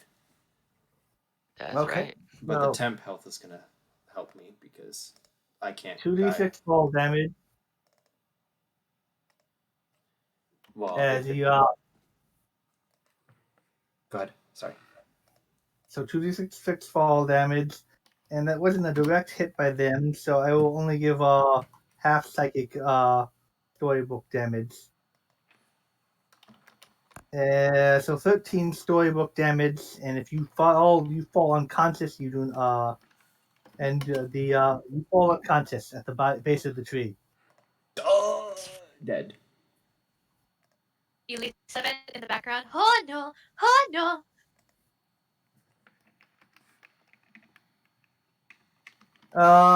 And that would probably. Could he throw his staff? No, he would think about throwing the staff. But the merry men over here will take some pop shots of the archers. Actually, no, they're actually gonna go run over here and start raiding the camp. But these merry men will come over. A couple arrows, a couple will come into melee with you, and they will make let's see, 2 attacks at lower plus. Let's just do a plus. It's a +4 for the 2 attacks. Oh, the merry men entirely miss the Nottingham guard, and it would be Elizabeth. Elizabet is still on Glynnan's broom, but we'll look to Glynnan and go, you may want to call it back and start flying up in the air. Fly up maybe about 5 feet and move over here. I'm within range of Felix and Glynnan. I'm going to cast a 3rd level spell. I'm going to cast Mass Healing Word to bring Felix back and give Glynnan some health. So that's 5 for each, and then I also gain 5 because I'm in the cycle of healing. Felix gasps from the ground, arching his back, and rolls over onto his hands and knees and coughs. And then Elizabet is going to do Channel Divinity to preserve life. As an action, you can restore 35 HP, choose any creatures within 30 feet of you, and divide those hit points among them. The feature can restore a creature to no more than half of its hit point maximum. You can't use this feature on an undead or construct. So, I'm going to give Felix, because Felix is taking more. I'm trying to think who I should give more to, because Entrapta's right there. So Entrapta can give Felix temp HP, and Glynnan's over there. So I will give 15 to Felix. 15 to Felix and 10 to Glynnan.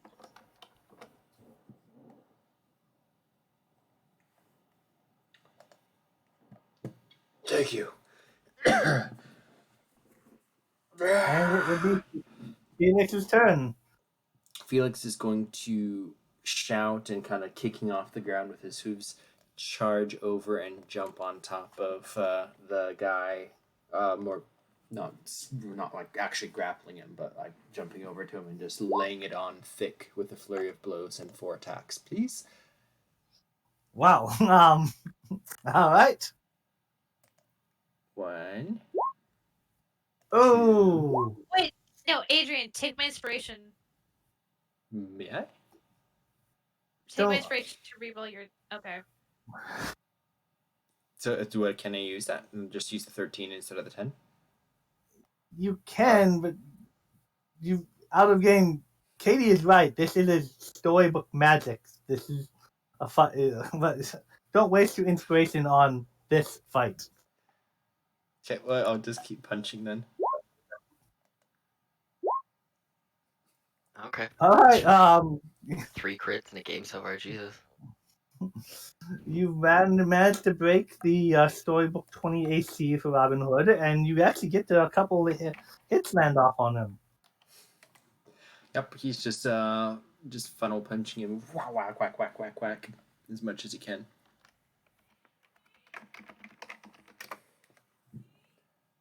I will mark off a key point, and that's my turn. It's like, you are a decent one, are you not? Oh, merry man!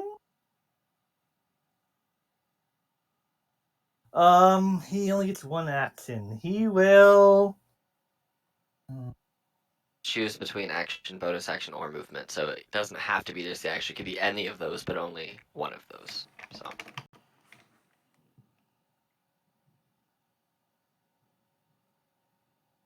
No reaction until the end of his turn. So. He first shoots an arrow straight up into the air, and then he will shoot an arrow up here, an arrow over here, and an arrow over here. And so let's. I think I've been giving him +8 for the storybook. I believe an 11 will probably miss Katie's character, the and then 26, the sheriff. You are a nice target. And entrapta, 22, will that hit? As a reaction, I got a shield. My AC is 28. All right, the arrow will bounce off the shield. But the sheriff will still take psychic, will still take 12 regular damage, and then the psychic storybook damage of 20. So total of 32. Look, I've gone down again. Yay. And you drop to 0, you are not into death saving throws, because it is storybook. You are, the sheriff is still an integral character of the story. And here, and then the arrow that he shot up straight up into the heavens just happens to be the perfect angle that comes down on top of Felix for 12 damage, and Do I get? looks like, is that an insta hit because I have an 18 armor? let's roll attack. A quick retcon. My AC is 27, not 28. But the 23 still hits. So 12 from the piercing and the 9 storybook. So can I catch and deflect this missile if I can reduce it? Oh, to yeah. 0? If you have that reaction as a monk, yeah. You reduce that to 0, so you just take 9 from the storybook. Okay. Can I use a key point to kick it into Robin Hood? Or is that a thing? Yeah. So I make a ranged attack. I don't know if I actually have a ranged weapon on me though. So I'll just roll a d20. It's plus your that's not gonna matter now. Yeah. Total one. So Doesn't matter. No. All you right, would have then. rolled dex with proficiency, and that would have been what your modifier would have been for that. And then it would be entrapta.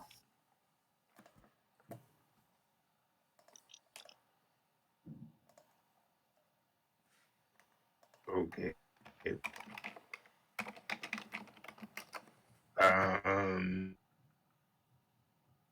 I'm going to once again cast Scorching Ray, but this time I'm going to focus my shots at quote unquote Robin Hood at the Pagemaster.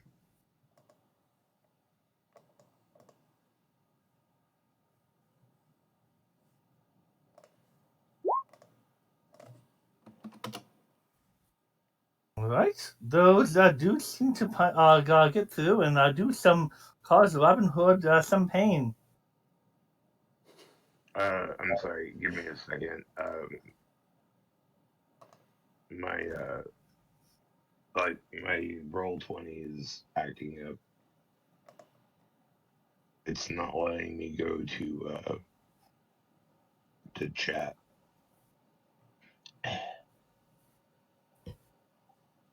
I'm gonna refresh my page real quick and see if that helps. Is that you done with your turn? No. As a bonus action, I would like to temporary health me and I believe Felix. Yeah. But once again, I gotta wait for everything to refresh. Well, okay, well, we're going on because well, you can come back to it. That's then. fine. That's fine. Yeah, that's fine. Glynnan. I'm unconscious, so there's not really anything I can do. But you're not into death saving throws. And Little John. Okay. Little John still doesn't like that Entrapta set his beard on fire. So he is going to go up. Oh yeah, And I almost forgot something. I will be using my arcane firearm feature to add 1d8 to the damage, like total. okay. All right. So Little John will swing himself up into the tree, and his quarterstaff will make 2 attacks against Entrapta. Does a 26 or a 14 hit you? The 26 will hit me because I allow it. And so the D6 plus 4, so 4 bludgeoning, and then the storybook damage of 23. And then he will flurry of blows against Entrapta.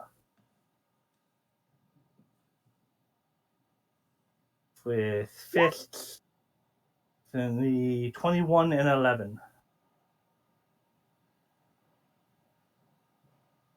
Those miss. All right.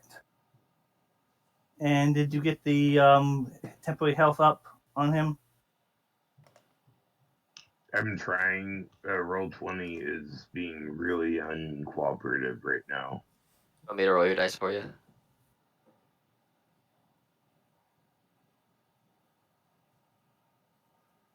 The merry men are going to try to surround you. And these merry men start looting the carriage.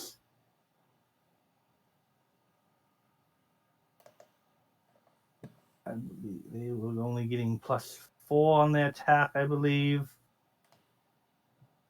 Wow, these merry men are not quite that merry. But these merry men have got the taxes out of the back of the truck. And it would be Katie's turn. moving this way, doing what I did before. Alright, let's see. Going to do. Jeez. Does Okay, a let's. 21 hit you?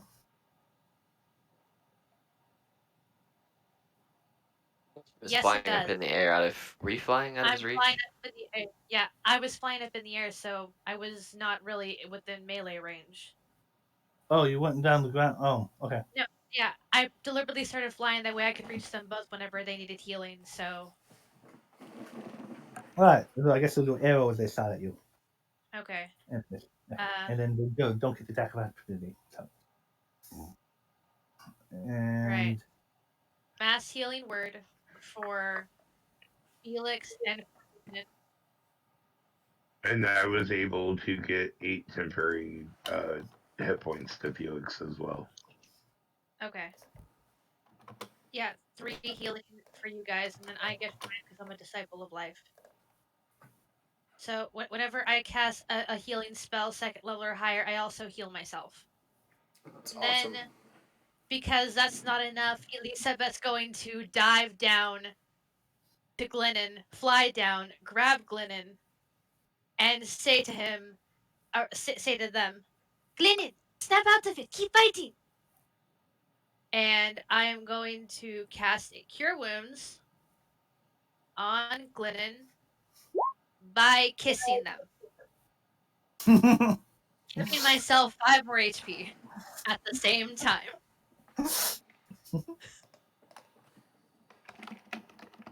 Can I All also, right. can I also, in place of an attack, also slide them a healing potion? So Okay, you also have a potion of healing, 2d4 plus 2. Cool. Hey, Katie, have you ever watched Future Diary I have not. or Mare Nikki? No, I have not. You should do that very quickly. Okay. all right, and Felix.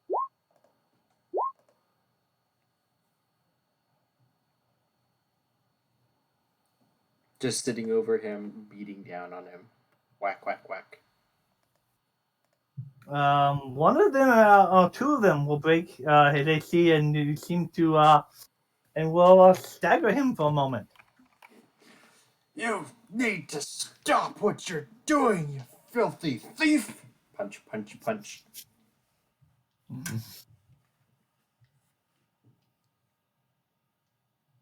Robin Hood. Wow, you guys are resisting what was supposed to be a no-win scenario a lot better than I was expecting. We don't give up where I'm from.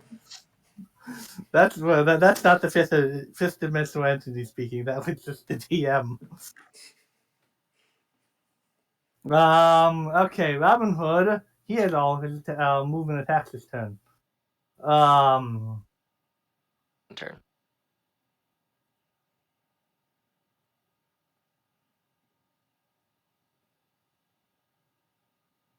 He will first attack each person with an arrow, and then he will move towards the horses. Okay, first to Felix. Does a 24 hit? Yes.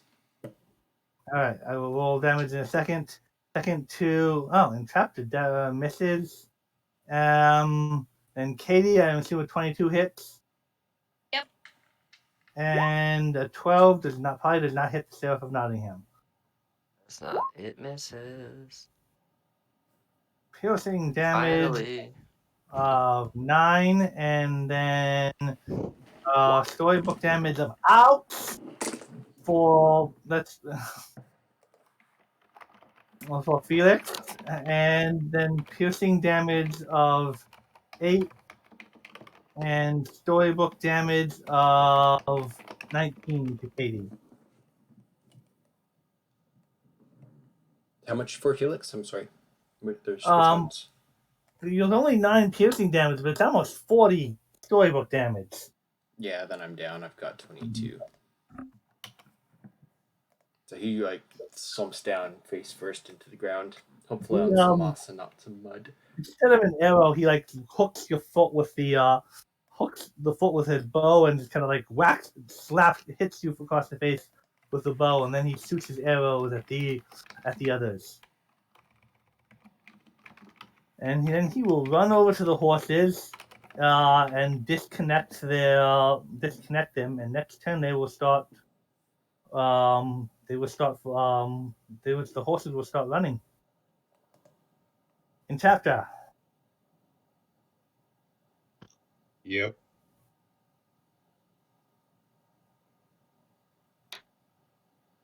So Entrapta is going to kind of like her entire mood has shifted just a little bit. It seems kind of off kilter, almost as if she's like kind of like snapping just a little bit. But something in her is keeping her sane. And so instead of casting Fireball, she will cast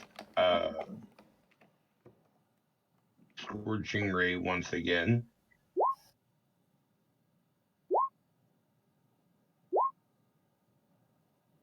Okay. Oof. Oof. The 3 targets that she still sees as currently enemies. So 8 to this one, 10 to this one, and this one is getting 17. And on top of that 17, it is also getting my arcane firearm feature, which is an additional another 1d. So that'll be 20 damage to this guy. Okay.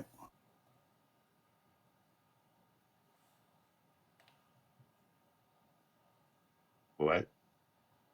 Because you roll 2d6s, and the way that he does crits is the max plus what you roll, you would get 12. Right. Yeah. Yeah. Yeah. That's all I was saying. It's just more damage. That's all. Yeah, that would just make it even more ridiculous. But yeah, for sure. Right.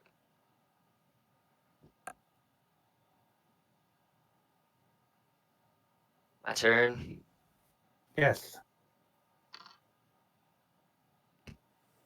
1. Glynnan opens eyes, very shocked, very surprised. Looks at Elizabeth and goes, hold on. Rolls over and flips it so she's on the ground and turns over their shoulder and goes, I'm sick to fucking death of your shit, Robin Hood. You need to get the hell out of my plane. I need you to make me a charisma saving throw of 17, please. As I torch a piece of paper in my hand. Okay. Charisma. So,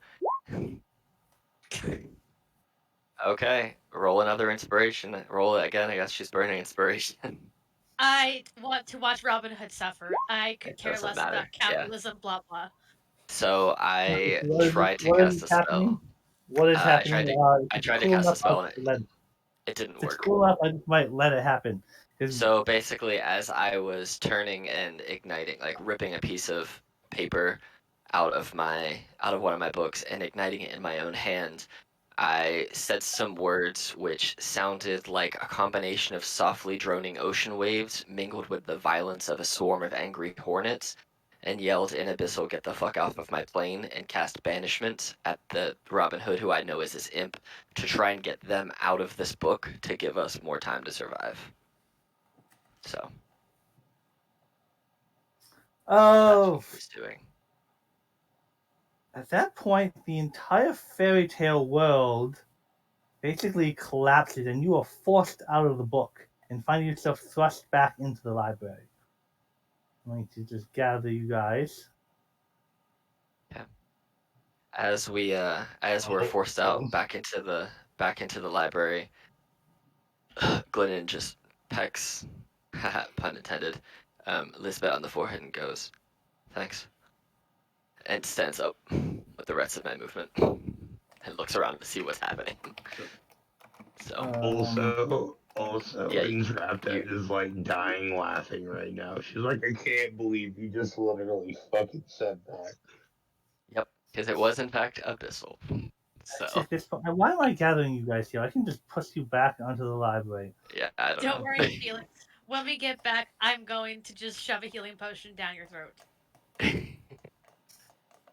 It's alright. I just had to do everything I could think of to end that situation because it was not gonna continuously go well, and I can only die so many times. So You guys And I only have so many resisted an healing spells unwinnable left. situation from a lot longer than I was expecting you to. yeah, it hurt a lot. And the imp goes, "Now, wasn't that a fun story?" Elizabet pulls out her mace cane. Unless somebody stops her, is going to walk over and try to bonk the Pagemaster on the head. Stopping you. No one's stopping me? Cool. Are we at the HP that we were at a minute ago? Just so I know. Or are we back at like full or whatever? Full moment, yes, but out of game, the imp is going to give you magically a long rest before we go into actual scenarios that were actually intended for you to be able to win. Gotcha. I won't mess with any of the stuff that's on the token. Then I'll just leave it as is. So cool. I'll Wait, accept the we're getting a long rest. You will get a seems long that way. rest before you go out of game, before you go into scenarios that you are actually intended to be able to deal with Cool. out of game. Alright, Oh, as a friendliness, to not wanting to actually break the game, you should never give artificers long rests. stuff. Hey, take the long rest. I want it. Hey, We all. Entrapta, can you flash a genius me so I can hit the Pagemaster? You can all whack the page master on the head. Attacks are literally the only thing I cannot flash a genius. True. Okay. Get this, I can flash a genius crafting. Well, as I see her doing this, since I'm also not happy, and it looks like this is because you told us at a game we're gonna have a long rest, and I think it's gonna just be funny Oh, to do. wait, It's not. I don't want. we're taking a long rest. We're taking a long rest. Okay. Okay, So out of game in during a this second. time, Let Katie do a thing that will happen in a second where he does his time Yeah. magic. Do it. Bonk bonk. well, all I gotta say, if we're gonna take like a short rest, I'm literally gonna give Glynnan my ring of story. Oh. Okay, so Katie, you come over and you're whacking him. I mean, because you rolled a natural 20 in persuasion before, he doesn't try to resist that. You just whack him hard and goes, "Ow!" What am I talking about? It's like, that doesn't hurt. What if... But he goes, "What was that for?" Elizabet crosses her arms and starts to tap her foot. With all due respect, Mr. Pagemaster, I never read that story. You gave no preface to this story. And we almost suffered during that story. In fact, most of us did suffer. I don't mind a good story, a good chin waggle every now and then. But when I ask for a story, I'm not being asked to be put inside of an actual story book. But that's half the fun. I like You the other expect to half win? of I mean, you expected the Sarah from Nottingham to win. I And did not know the story of Robin Hood to start with. Entrapta would add, it's unfair to make us plot driven towards being defeated by a wins. Shouldn't we be the aspiring good guys? Shouldn't you be testing our morals and our code by allowing us to make the quote unquote decisions, good or bad? The Like, Pagemaster. dooming Oh, us. you mortal than your morals. Mr. Pagemaster, with all due respect, I agree with my darling pink-haired entrapta. The difference between you telling a story and me promising to tell a story was that my story already happened. If you're going to put us into a story, I would appreciate a little bit of foresight and opportunity to express ourselves. You deliberately put us in a situation where we were designed to lose. Why is that story fun when you have made us to be the ones who are losing? If it was not for Glynnan, we would have lost horribly. And that is not a fun story. It is different to read a story and experience a story. Why not give us a story where we have more chances? All right, all right. I'll make you a deal. You you win three stories that are fair, and I'll leave your precious little library.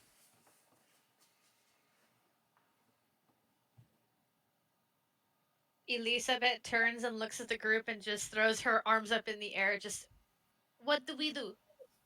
Felix is unconscious on the ground still.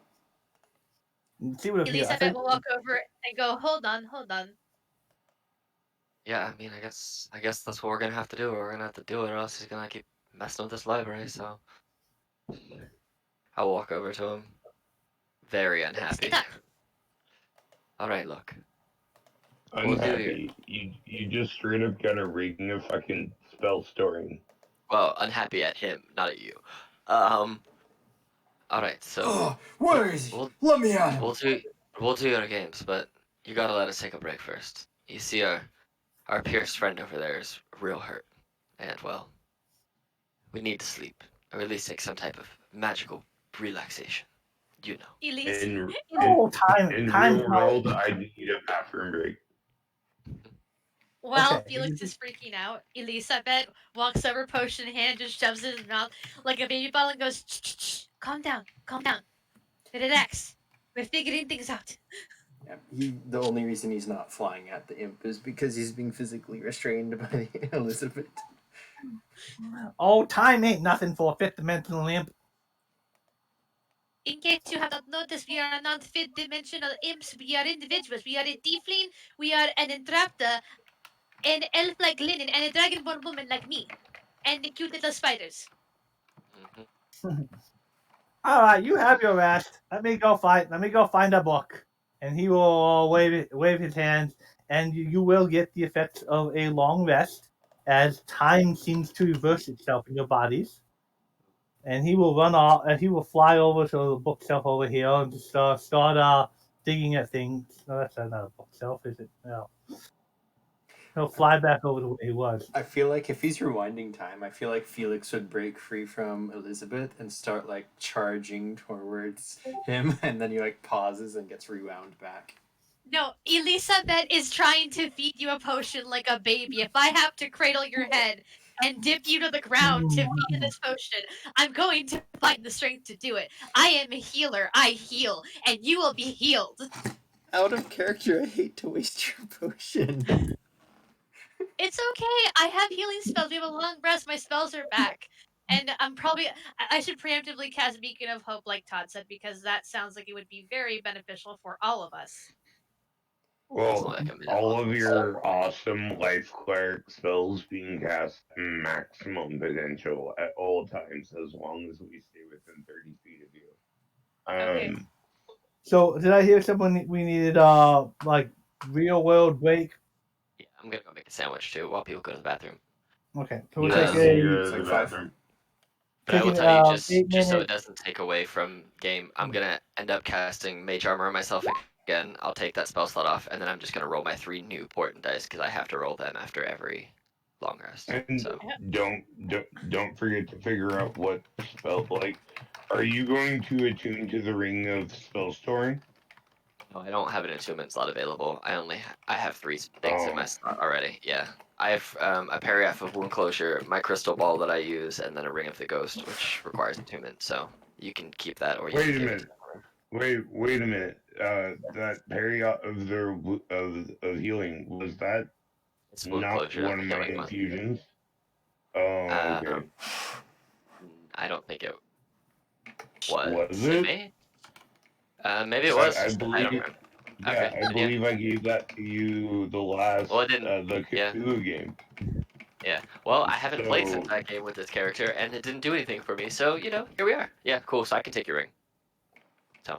uh, I love how I I have to figure roll. out. I love how I have to roll to feed Felix a fucking potion. Just Yeah, Oof. ma- So I got two mommy's ring. fours and a nat 20. So your ring does what? 12 It casts of. gives you 5 slots to like store.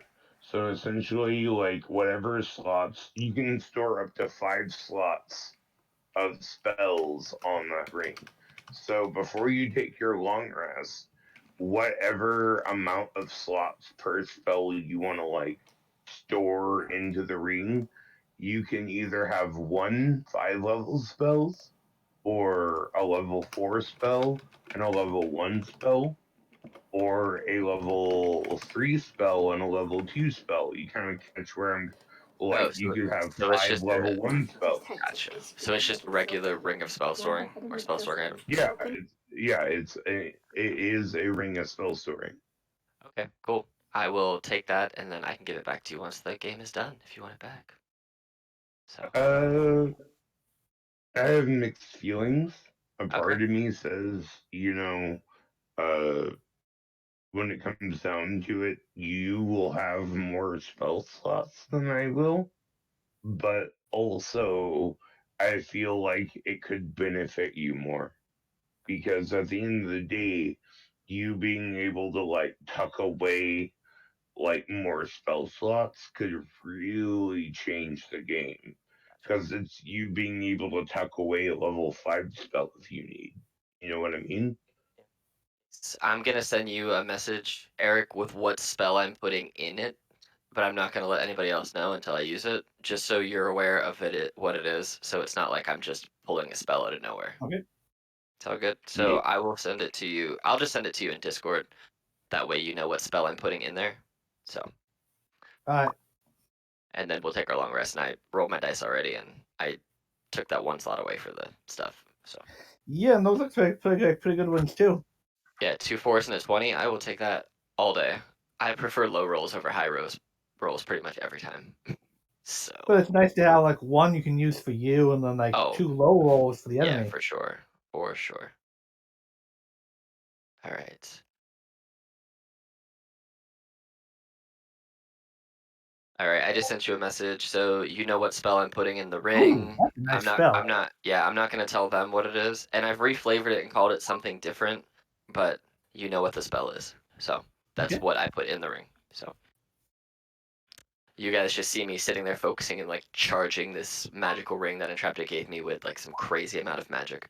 So I'm gonna make a sandwich, and then I'll be back. while Alex is making a sandwich, Elizabet would hold Felix's face in her talons and just go, "Oh, Felix, I know that look. I had that same look when I was your age.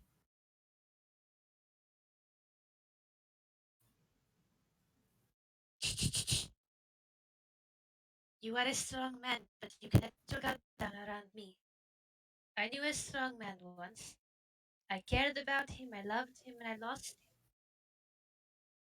him. I know what it is like to feel lost.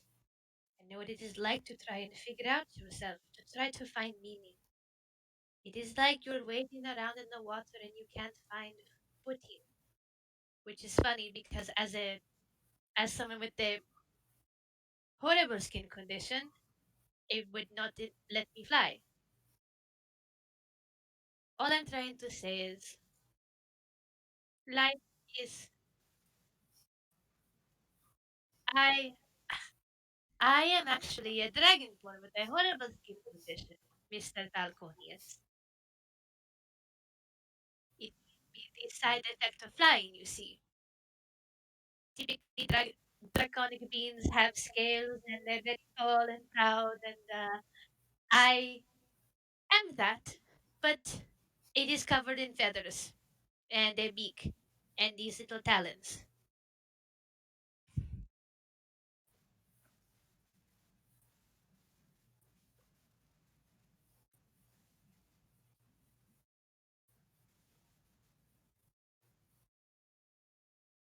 living life is learning how to play the cards you've been dealt. There's no such thing as a perfect hand or a bad hand. The person who knows how to play that hand. I don't gamble anymore, but when I did gamble, it was about knowing how to play the room and understand yourself and what you bring to the table. I was not always a healer, but I learned to heal because I wanted to protect others. When I watched somebody I care about die, it inspired me to go out there and don't know why you were an investigator or why you are a monk right now, but why not take a moment to think why you do what you do, who you do it for, and how you're going to do it.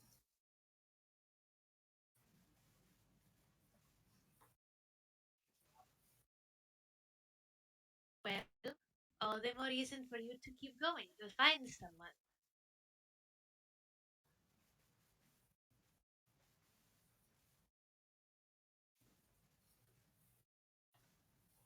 That's the funny thing about finding someone, Felix.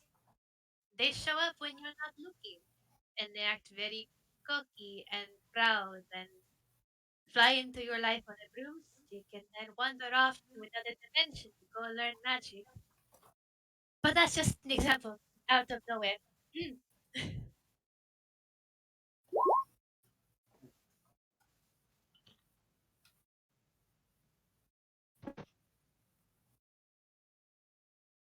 It's been worrying about magic and not prying on other people's conversations, so it just kind of looks up like, what?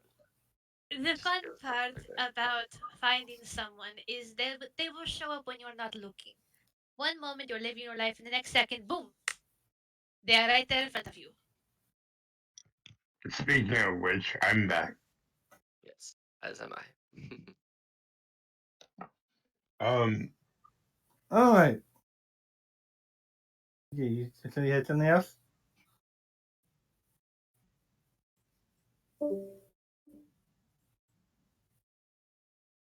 Time always tells. It tells something or other. You can sit there and feel bad, or you can go out there and do something about it. I prefer the ladder. Ladder.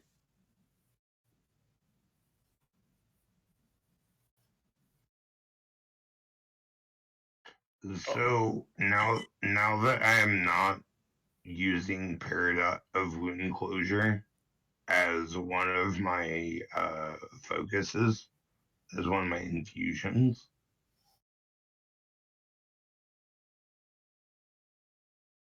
Sorry, this is probably a horrible time to look through these. I know, I'm really sorry. I mean, Um, it's. well, hey, I'm just trying to help, okay? Like, I Well, just want to make sure that. Oh, I I'm guess not if we took a debunking it. long rest, then everybody can change spells, huh? Well, I don't have any, but I've honestly Right. never tried Well, pulling out different cleric spells before. I just stick with the same combination. Probably testing me so different.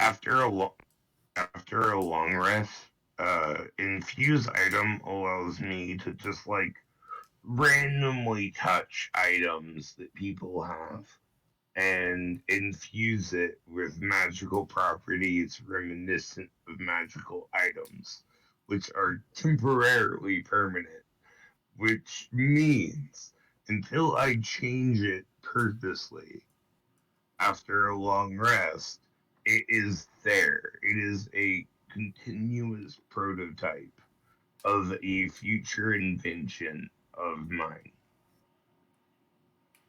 So essentially, it is up to me to figure out what my fourth infusion is at the moment. Now that I don't have to worry about period depth of wound closure.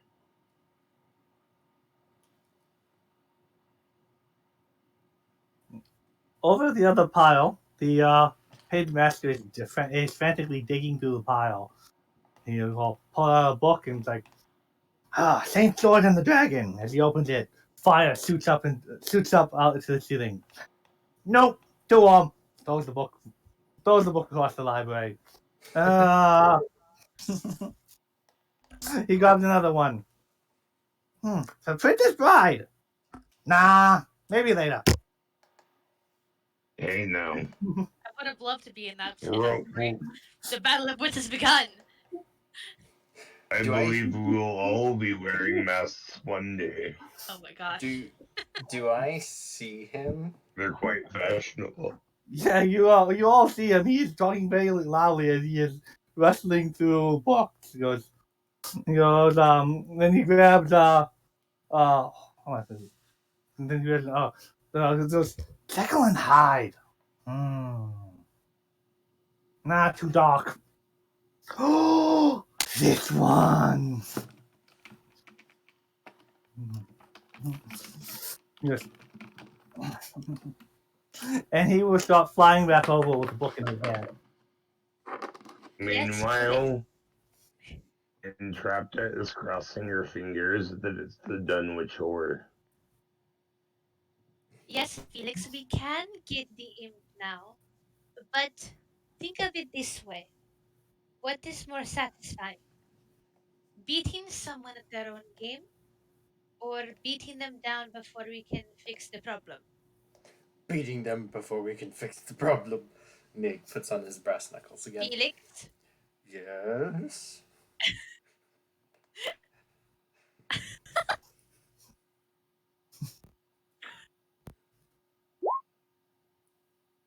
Oh, what is that for? No, Felix, no. Just kind of If that's what, glare at you, if almost like a child would glare at his mom. But he does not attack. Mr. Felix Entrap- Falconius, if that was the obvious solution, we would have done it by now. If we cannot do that, if we could not have done that before, what makes you think we can do it now? We have to play their game, and then we can beat them later. He's not Meanwhile, expecting anything. But then he's right behind him, and Felix like, oh shoot. He's flying over here. He's flying over here, and he goes, "All right, everyone ready?" As he has a book he's ready to throw. Wait! What story did you choose? Can we get a little bit of information before we are thrown in without any foresight of what is going on? We'll go over the rules once we're inside. We'll pause, and then you can ask questions. Fair? I try to persuade him otherwise. Sure.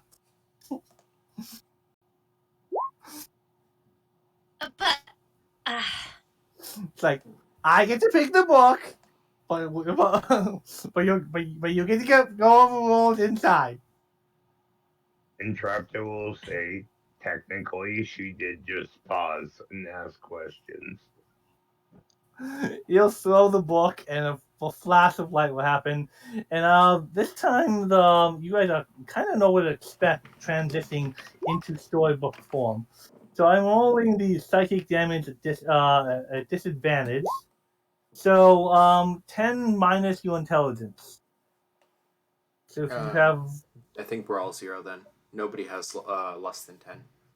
so alright, so no one takes damage as you are forcefully the first thing you notice is the smell of salt water, and a clear sky and the rocking of waves. As you open up and you see you are standing on a pirate ship. is it?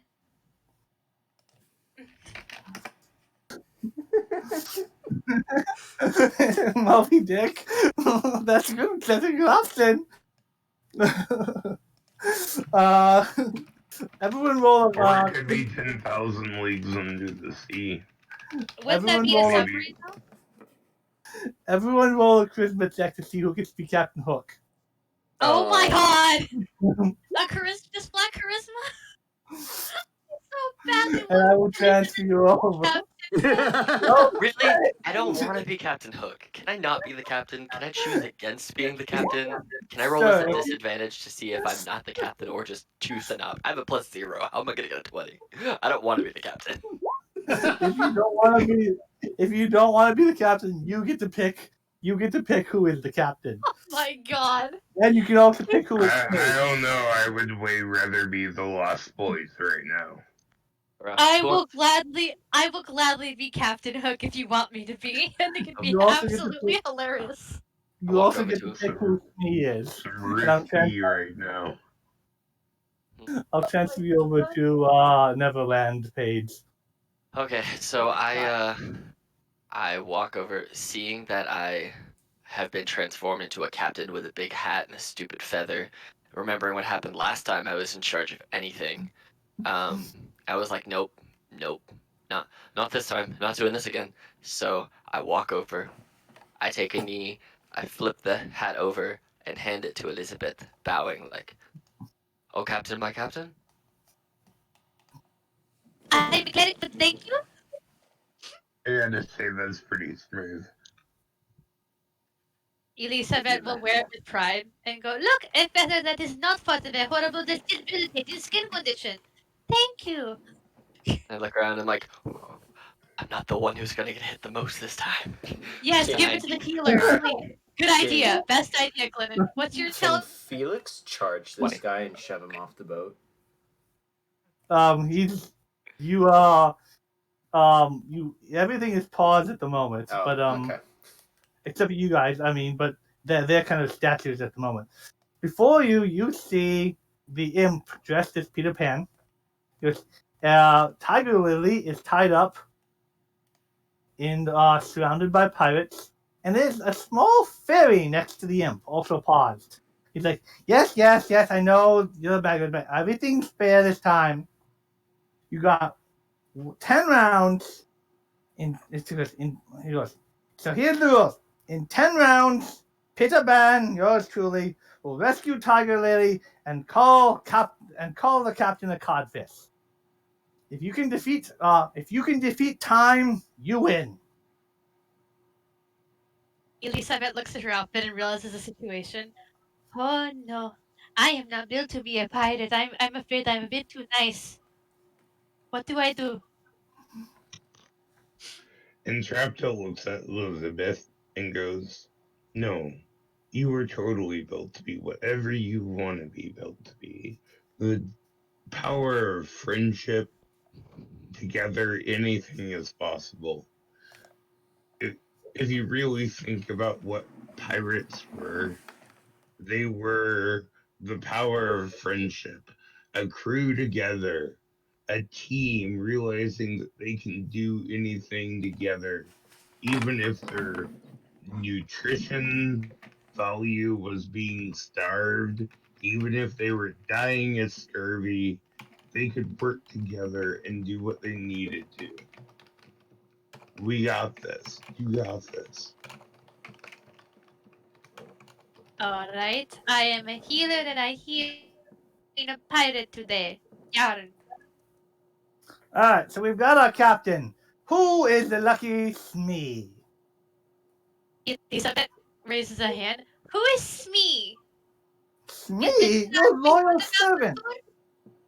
My loyal servant. Mr. Do I Smee. do I pick or do they pick? Because I am the captain. I will let you pick. Which of your loyal companions is Mr. Smee? Elizabeth's going to say, group huddle? Or this me? I don't know this story either.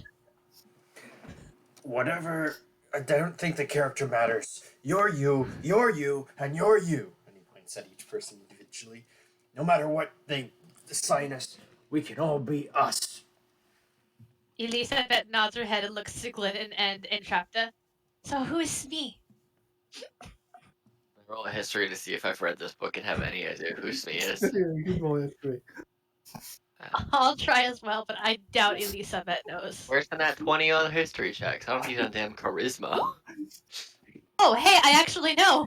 Elizabeth actually knows who Smee is. Who is me? Oh, Smee.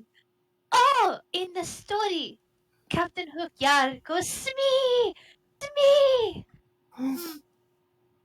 Who is me? Well, Smee is small. Me is easily freaked out, so probably not Glynnan. But no one here freaks out easily. But Smee is also very good with a knife. Smee is also probably smart because Smee reads maps. I'm gonna roll a d4 because I don't know, unless someone wants to volunteer to be Smee.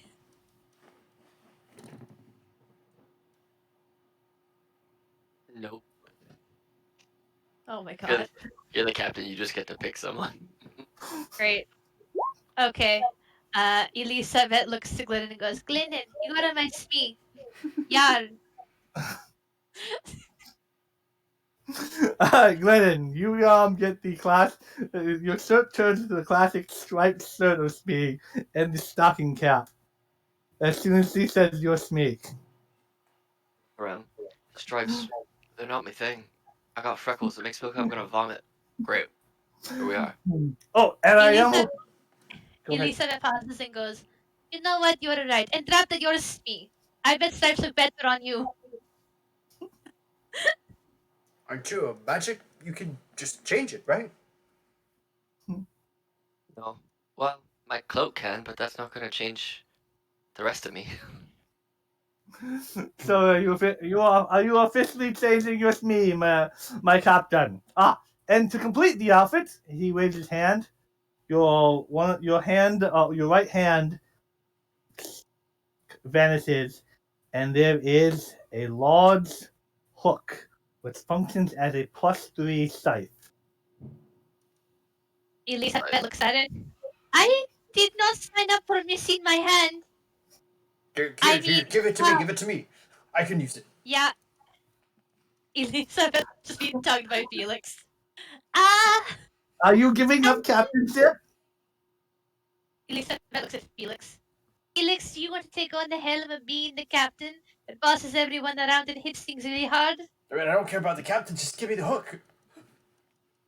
Whoever has the hook is the captain What for this particular story, at least. I mean, we're supposed to what? Are we supposed to get the flying pixies? We are supposed to stop Peter Pan, the one in the leotard. Yeah. You are to defeat time. Defeat time. I have 1 minute. I shall rescue the fair, the fair red man tied to the anchor there. Oh, red woman. That is a bit racist, and I do not appreciate your language. Well, I what next? insist you call her by her name. I am a captain. Yar! Respect my wishes, little boy. What makes the red man red? I know this is part of the Peter Pan story, so YouTube no intent of racist intent in coordinating, but Can I old kindly classic vote Peter Pan immediately? Oh my The opinions of the fifth dimensional imp are not my own. Oh my god.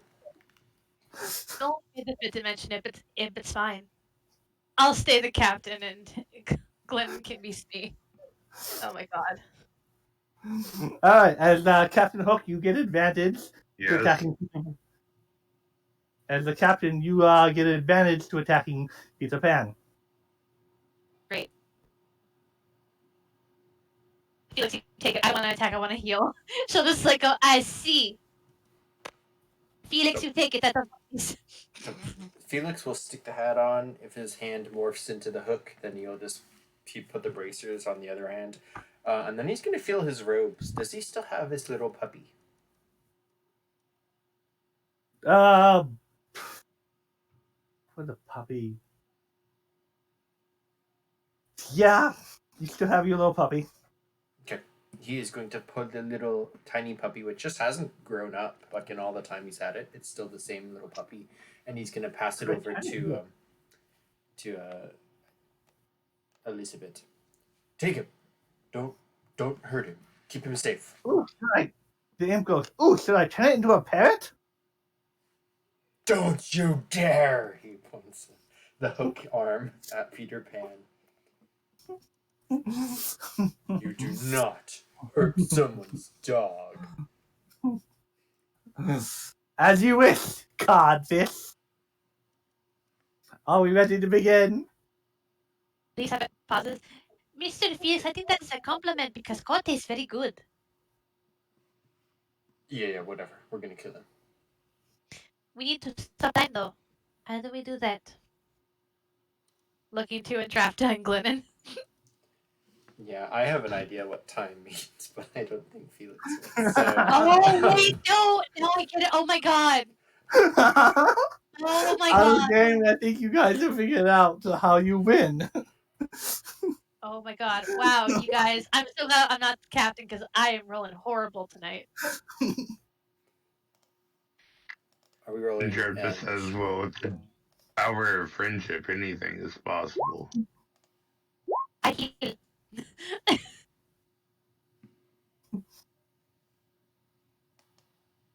And Pixie goes at 13. Oh my god, the pixie. Oh my god. I just think about the fairy dragons I've thrown at people and I'm like, oh god, is it just a reskin fairy dragon because that would suck? With classic story, I mean, you guys have a pretty spot. I think you have, out of character, I think you have figured out the play on words skill. Okay, he says, are we ready? I'm being ready. Aye, Captain. Elizabeth goes, yard! As you say, yeah, all the pirates and Tinkerbell unpause. And Peter Pan will take his first turn to and fly off. And fly up into the air. You know, I'll have him fly over here.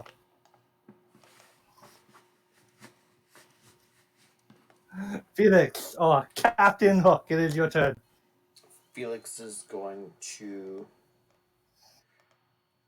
He's going to spin around and actually ask Elizabeth or Glynnan, whoever knows what the story is, what is his goal? What is he trying to do? Peter Pan likes to mess with Captain Hook endlessly. He never grows up because he lives in Neverland. And there's something about a crocodile that's part of the clock that goes tick tock. But why is he here right now? To save Tiger Lily, the Indian princess from Neverland. Okay, that's what I needed to know. He's going to go 1, 2, 3, 4. Is this guy in my way or can I move through him?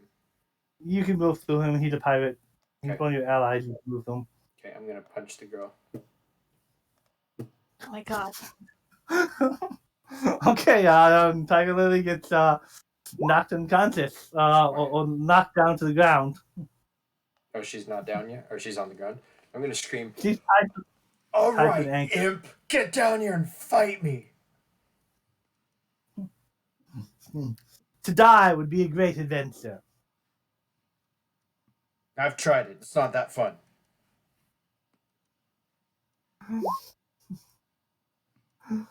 Complimenting. Okay. Tinkerbell comes over here, and the pixie comes flying along the edge, and you just in a dot, and you see this guy starting to fight back against the pixie, and he trips over something and goes splashing into the water.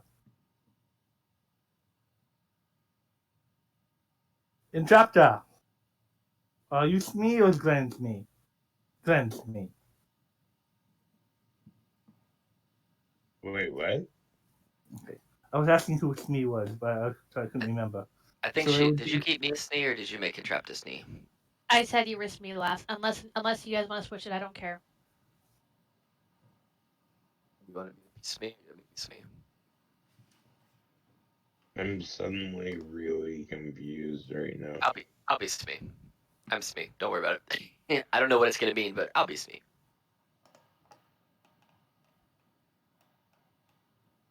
Alright, it's Entrapta's turn. So I will yell out to the fairy. I'm able to see the fairy, correct? Yeah. Alright. I will yell out to the fairy. Hey, stay close to me. together with the power of fairy ship, anything is possible. To persuasion as a pirate to get Tinkerbell to stay close to you. Wait, give me just a second. I'm actually probably not good at this. Oh, never mind. Tinkerbell doesn't really speak, but she just looks at you like. That's right. Supposed to be okay at Oh, that. actually, Okay. actually, I think.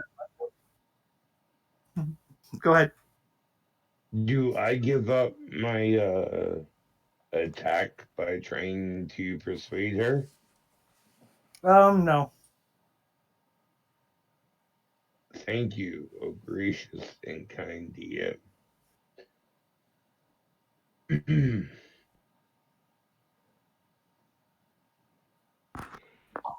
So, right about, let's say,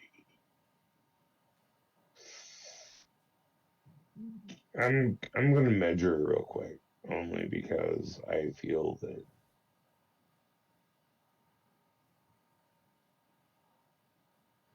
X. So I'm gonna cast Fireball on the person that I am centering upon at the time. You're That casting way- Fireball on your own crew on your own ship. Oh, am I? Crew, we're the pirates. We're the pirates, yeah. Oh man, I keep on forgetting that they like place us as the bad guys. In that case,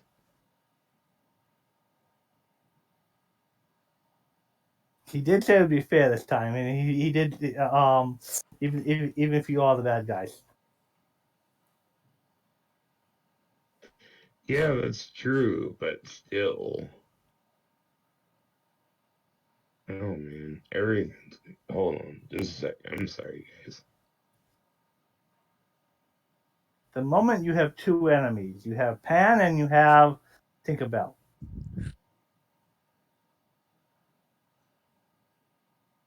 Tinkerbell is not an option as an enemy, in my personal belief.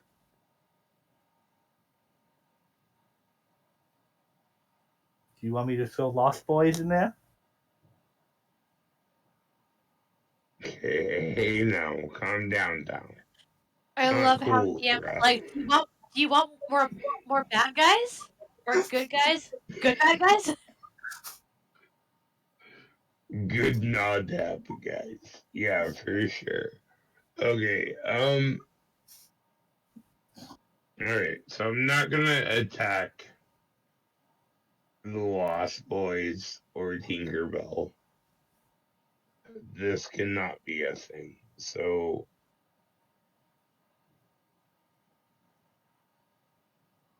I don't even care if it's detrimental to the party. I'm not gonna attack these people. I just can't do it. It's not in my soul. Um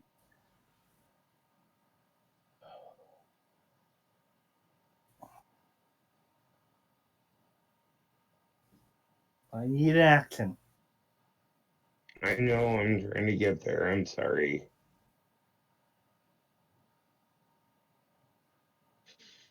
Alright.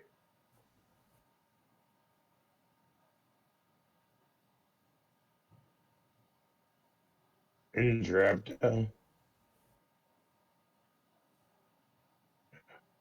Alright. Hold on, I'm sorry. I think we should try and find the clock. Can Entrapta do anything with that? Oh, what? I was saying, I think that the puzzle for stop time has something to do with the clock that was yeah, the alligator no the clock was swallowed by the croc. So maybe we should try to find the clock to stop time because we only have a minute to do this. Alright. Well, for now, on my turn, I'm gonna move over to Felix. And then I am going to cast False Life. Now, essentially, this looks like Entrapta, like, kind of like coming up to Felix and then, like, reaching into one of her hammer's faces and pulling out a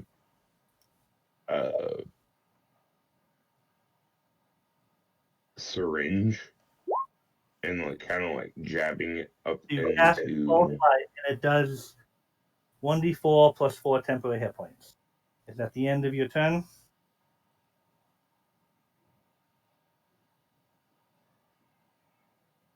Yeah. Okay. Glenn, Mr. Smee. So I see there's a ferry, and then Peter Pan's over here. And then do I know where this crocodile is anywhere in this crocodile anywhere in the water? You haven't heard anything yet.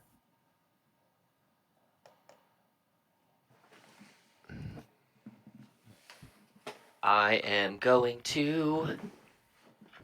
I'm gonna run. I'm going to jump off of the ship into the water, and as I am falling, I am going to polymorph myself into something water related. It's probably gonna be like something big. Let me find my list of monsters here real fast. Bum. I am going to. Oh Jesus. Well, I don't want to obliterate the boat with a humongous, gigantic thing. So I'm gonna turn myself into a giant shark. Okay. Yes. Do you mean you're looking for a shark? I have the stat block of a shark right here. I have it up in front of me. I can make a token if you want, but I am effectively a giant shark, and I have with the shark swim feet of 50. So I'm going to, since it was my action to cast that spell, and I ran to get over there. Can I use my bonus action to make a perception check as a shark and Yes, you see can. if I see anything? Okay, I have blind sight out to 60 feet too, so we know. But my perception is a +3, so 1d20 plus 3. 6 as a shark. But I have 60 feet of true sight, so or blind sight. So I'm just gonna swim around, Okay. and Since stuff. I'll find and make myself a token for a giant shark and do all that stuff, so you don't have to worry about that doing that right now. Boop, boop, boop. That's my turn. as a shark, you see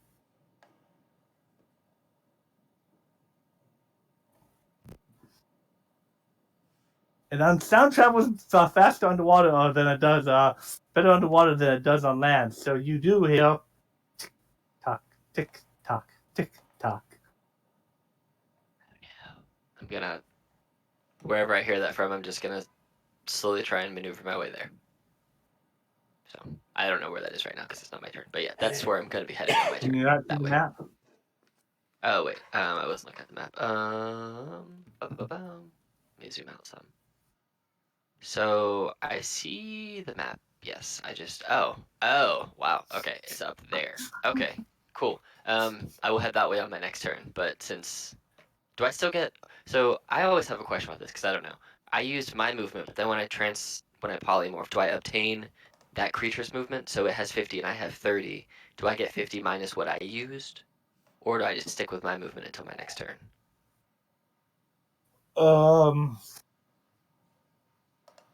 I'm fine either way. I think this is listed in the book, but I think you use your movement up, and then it's that movement. Like if you move 30 and then transform into something that has a speed of 50, I believe you still have 20 feet of movement left. I think Cool. is how the law does it. Okay. If that's why you want to do it, Um, that's fine. If not, I still have 5, 10, like 15 feet of movement. So I'll just use my regular movement and then figure it out on the next turn. But I'm gonna move 15 feet this way. So that's where my shark is. Okay. So, and that's my turn. And Katie, the no Okay. longer Captain Hook. All right. Watch Glynnan go down that. Don't know if casting Beacon of Hope would really help right now. I think Elizabet would just would go stand by the captain in case the captain needs help. So Elizabet would make her way over to Felix and Entrapta.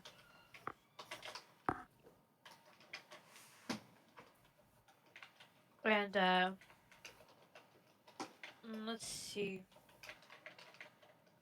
I think I will bless all three of us. Just to give us that extra boost. So we each get a +4. Okay. 1d4, and I'll that's admit for from there. attacks. Perfect. Yeah. Attack roll or saving throw. As long as I can retain concentration while Glynnan is doing their thing. All right. Get bless on there. Peter Pan will fly down and start messing with pirates. He will attack these pirates, and they will try to retaliate against him. And then he dodges, and they run into each other and fall down prone, and antics begin to ensue. So, the classic Peter Pan messing with pirates down here. Does he pass And within my threat range at all? over there, he would probably be messing with pirates kind of in this. They are two back. He's probably messing with them down here, but he's no longer up in the mast. But he probably doesn't go all the way over to there. He's messing with these four up front. Interesting. He doesn't seem to care about this girl.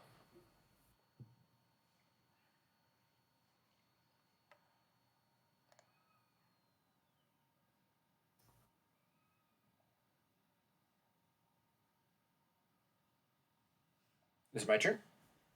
Yeah. Okay. Are these actually 3 ships, or is it just the lower docks? This one's ship, but those are the lower levels. Okay.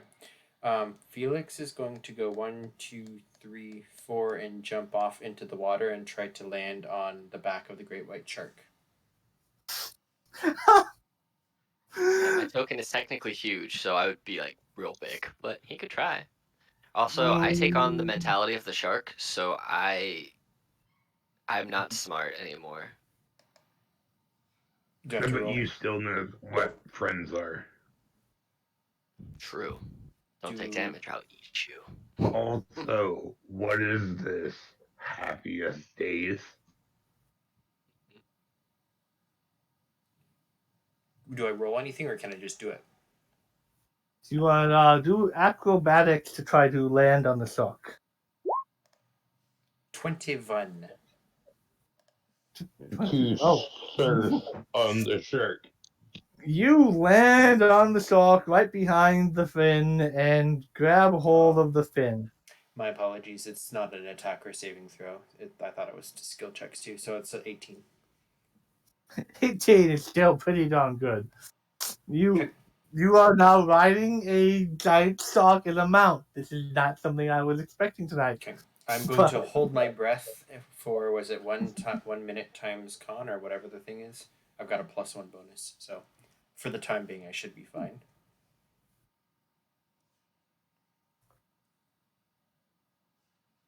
Tinkerbell is going to fly over this pirate, and she will The okay. She kind of sprinkles fairy dust on him, and he just starts like he can't really control it, but he just starts floating off the ground. He's like, and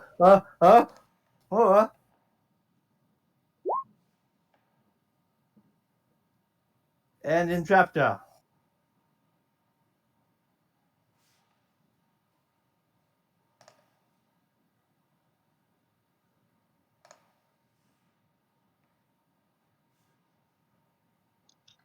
All right.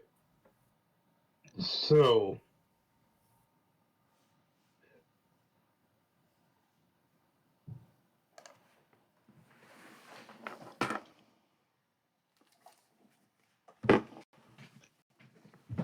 all right. So, what I'm going to do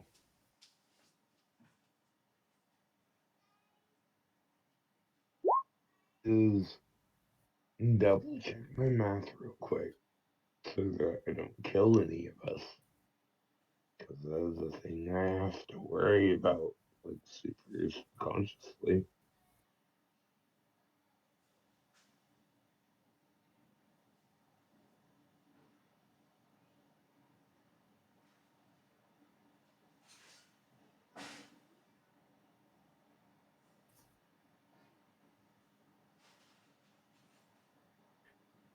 Okay. So, here, so that I don't kill all of us, I would like to cast Fireball. And essentially, Entrapta, Casting fireball where? okay, I gotta double check again. But, no.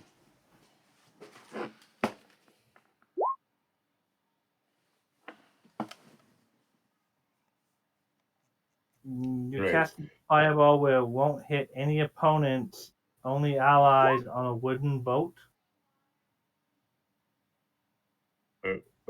Well, yeah. But still, an initial blast. It's not gonna hit any ally, but it is going to hit me. What are If you I And talking that, about? You're and gonna that hit a If is I lot of fine. allies. if I may interrupt, I do have a question. Oh wait, I'm going for pirates. I'm smart. Entrapta, do you have an empty bottle? What do you mean by that? In the story Peter Pan, at least the Walt Disney animation, they trapped Tinkerbell in a bottle.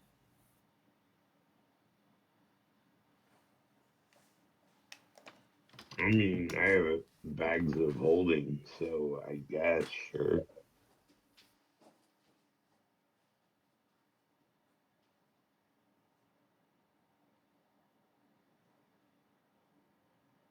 And your action is Well, of course, as a bonus action, anyone within 10 feet of me, I'm going to try to use our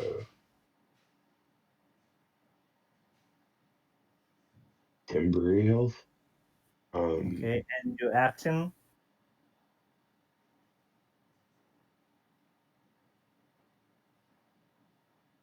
Everyone gets 10 temporary health and close next to Todd. And to next in chapter. Correct. And then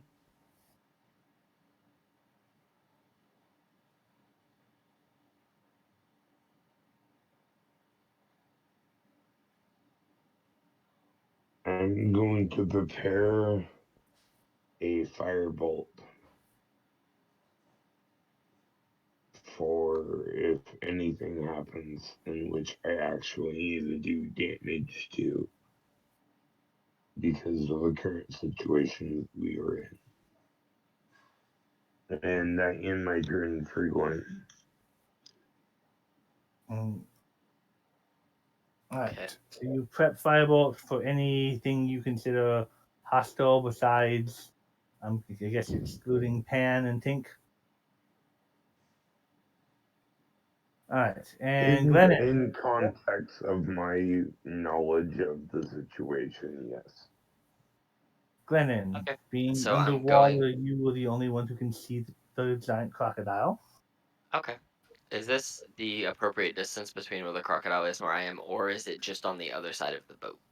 Yeah, it's ignore the other boats there, but that should be the appropriate distance in ocean. Okay, so it is like 120 feet away from where I am. Yeah. Cool. Okay. I'm going to, just so my token's not showing up on the boat, I'm going to use my movement and my action. I'm going to dive under the water.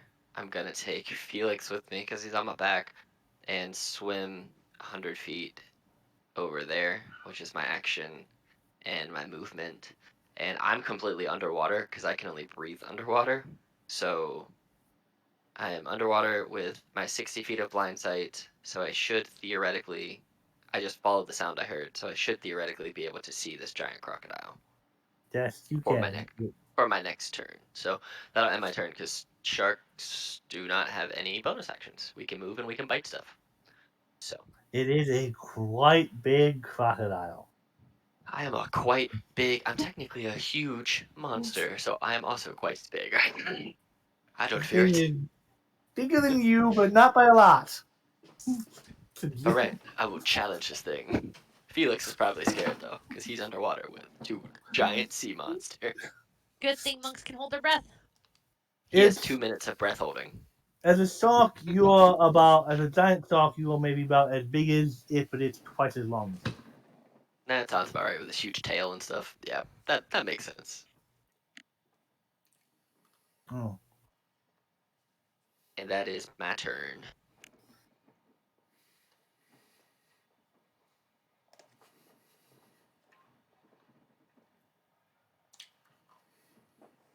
All right, Katie. All right.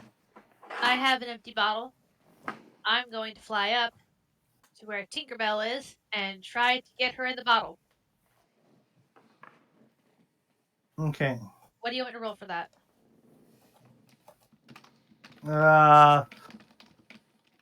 Let's try dexterity or acro or sleight of hand or acrobatics or something to try to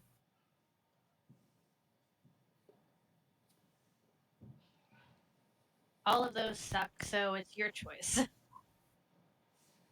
let's do. I think it would be a dexterity. Okay, so just dexterity, not acrobatics or anything? If you want to use one of the other skills, you can. Okay. I'm just asking because they're the same. I'm not proficient in any dexterity based skills. So here we go. Trying to get Tinkerbell in the bottle. Oh wow! Yeah, while Tinkerbell is laughing, you slam a bottle over her. And I And cork it.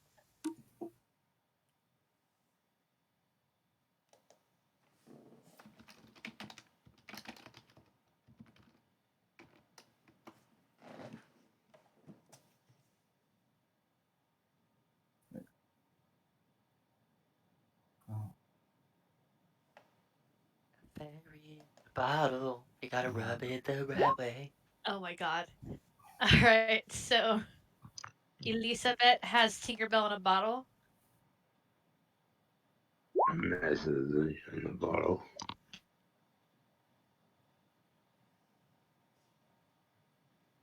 Oh all yeah. right, so you get Tinkerbell into a bottle, and she is now trapped in there. Yep.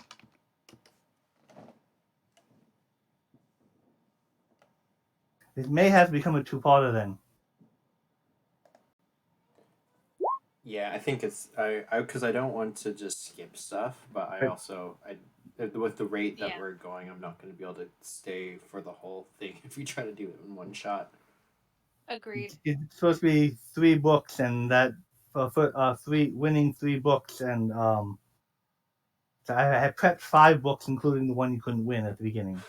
But Yeah, two parts probably fine is fine with me too. I mean, if I get into another game in between, I'll just remember what I have. We can whatever after this book. Yeah. So Okay. Let's see if we Okay. can get rid of this crocodile. that's true. I will fly down with Tinkerbell in the bottle, and I will tell entrapta, we have one problem knocked out, and hold the bottle up, very proud. With Tinkerbell probably like banging against the side of it to get out of Yes. there. Like, help She's me! banging up her little shoe just like ball on the tips, like, kicking at it and just like. All right, Pan go Tink, and he will fly right over here and try slicing at you with a dagger. Okay. Well, that does hit. Headpiece. What's it? Well, he's got by the rules. He says Peter Pan will rescue the princess on round 10. Then he's playing with pirates. So dagger is D4. He should get some sneak That's right, attack. because there's fairy tale PS. I can't wait to see what fairy tale damage I get for putting a fairy in a bottle. No, there's no fairy tale psychic things, but scouts should get some sneak attack. So he will get dex. So that's from the only 8 damage from the dagger. Books. Have to look.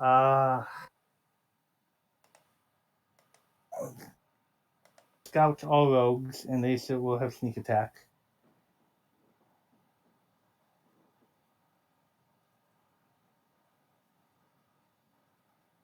Uh, 1d6 every odd level. So basically, whatever level it is, it'll be probably that number. So like 3 is 2d6, 5 is 3d6, 7 is 4d6. It goes like that. buried in my stuff, but a long time ago I made.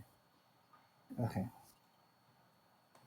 A long time ago I made a 15th level pan and a 15th level hook for in my campaign. So the dagger is 8, and then but he's not flanking anything scouts. Now he's got nothing to give in sneak attack, does he? It does not. So his sneak attack won't go off. So he just gets the 8 damage to you with his dagger. It's good because that would have been brutal. And Yeah. then he will.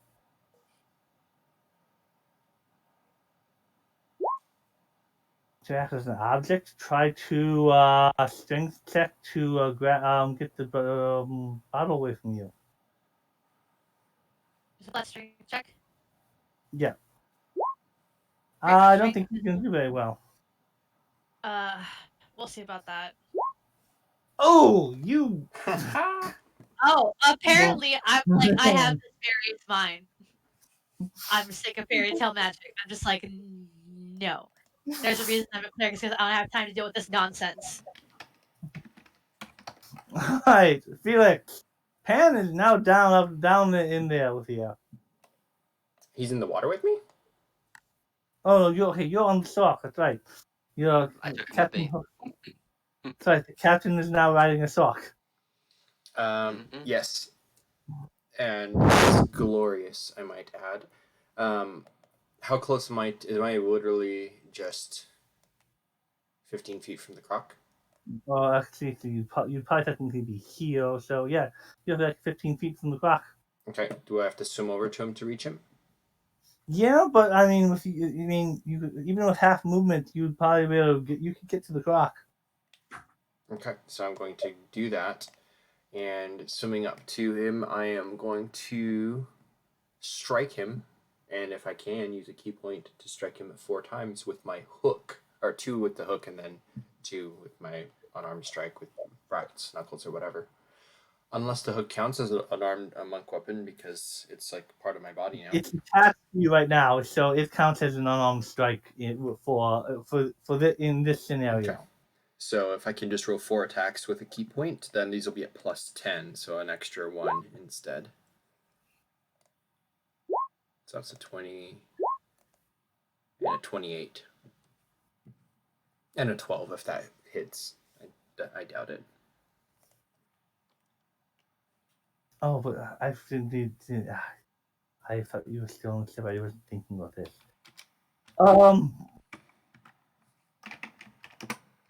Well, this is gonna be weird now. Okay, so that is a lot of damage. So so you have an 11 to hit, a 19, a 10, They're all and a at plus 27. 1. So it's 12, 20, natural 1, and 28. So if the 20 and the 28 hit, then it's 18 points of damage, because the damage is also at plus 1 if it's a plus 3 weapon.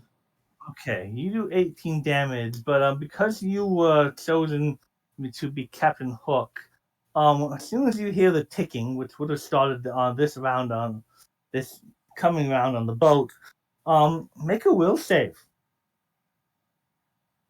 Okay. Wisdom? Yeah. That's a natural You 1. are, because you are Captain Hook, you have this weird, this strange storybook feel of the crocodile. You are frightened of the crocodile. How fitting. Wait, I Okay. have a question. What did he roll? He didn't beat the will save, and Captain Hook was going to get advantage on attacking Peter Pan, but as soon as he heard ticking, he was going to have to make a will save or be frightened of the crocodile. Okay. Can I use the rest of my movement? Yeah. So if I He did moved 18 damage though. 10, then I would like to swim back to the shark and grab onto the dorsal fin. You're probably Well, you're yelling. going right back. You're going right back to the gator, so you know. Well, I'm using my movement to move away. By the way, Smee gets advantage on attacking the crocodile. I cannot use a bonus action, or can I? Can I do the flurry of blows as an act? Yeah. So no, sorry, that takes me bonus action. So he'd get an attack of opportunity at me if you want. The crocodile is definitely want because you all have hit the hand it wants to eat. Well, it's eaten your hand already.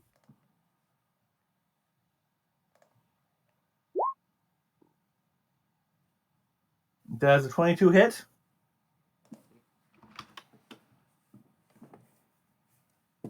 It's an AC 18. You, Captain Hook, really shouldn't have swam towards the crocodile. As you bite, though, the water around me just kind of boils as there is a string of boiling water / flame that would hit you for 11 fire. Oh, okay. You Well, hurt him, but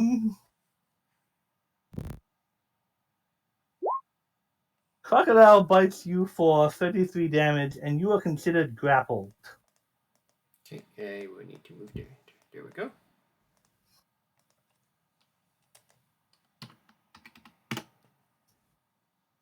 Sounds good. And the rest of you this round will heal. As it goes to its turn, the rest of you this round will hear ticking off in the distance in this direction. Well, maybe do perception check to see where it's coming from. But everyone on the boat will hear ticking.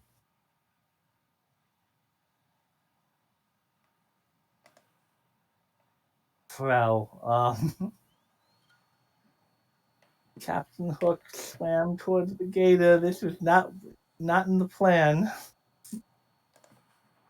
It's Felix, not Captain Hook.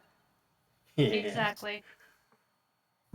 I would have loved to have heard Hook yell, Smee! And then you go, I'm a shark! What do you want me to do? Could have been a T-Rex or a Plesiosaurus, but I decided on shark. Well, you're basically facing a T-Rex right now. Could have also been a sperm whale. What do you Does a want? 20? Does a 20 We hit could have you? lived out Moby Dick and Peter Pan world. That would have been amazing. Yeah. Oh, come on. You're hurting him, but he chomps down on you again, wanting to eat Captain Hook.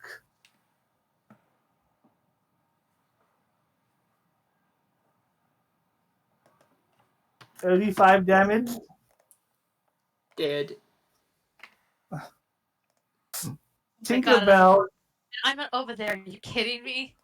you heard when he yelled, everyone on the ship heard Captain Hook yell, well, be afraid of it. Tinkerbell bangs on the glass, and you guys hear ticking, and then the captain yelling in fear, the crocodile.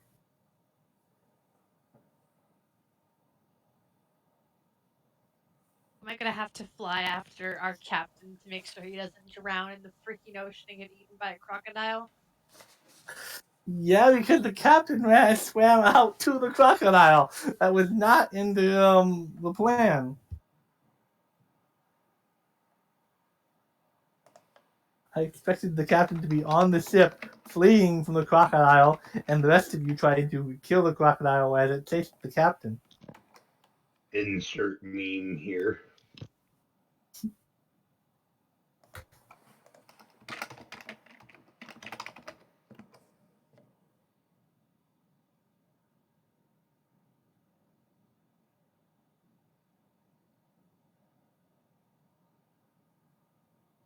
And Drafter, you know that the Captain Hook is being thumped on by the crocodile. Elizabet is not even scared. She just goes, "Oh, no, not again."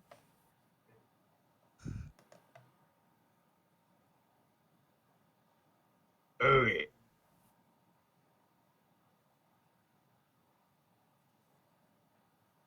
Wait, I can't see Felix's token.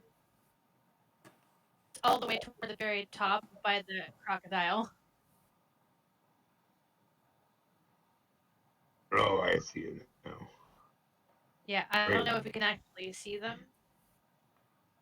It's on the surface enough that it's thumping on the captain.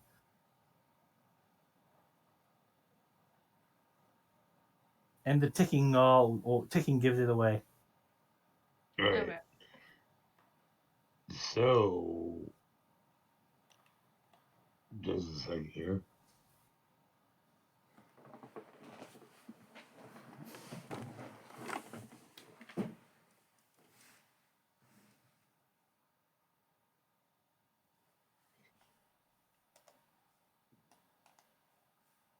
Wait, what? Uh,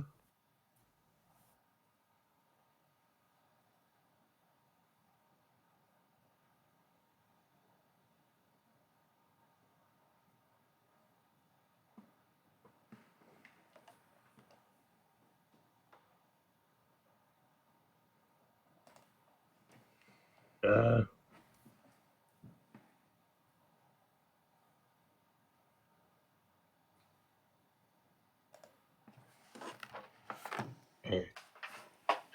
I will fly to my room to Felix. Is Felix down? Yes, Felix is down in the. It's about halfway down the throat, too, at this point. There is a large red hat and the hook in the throat.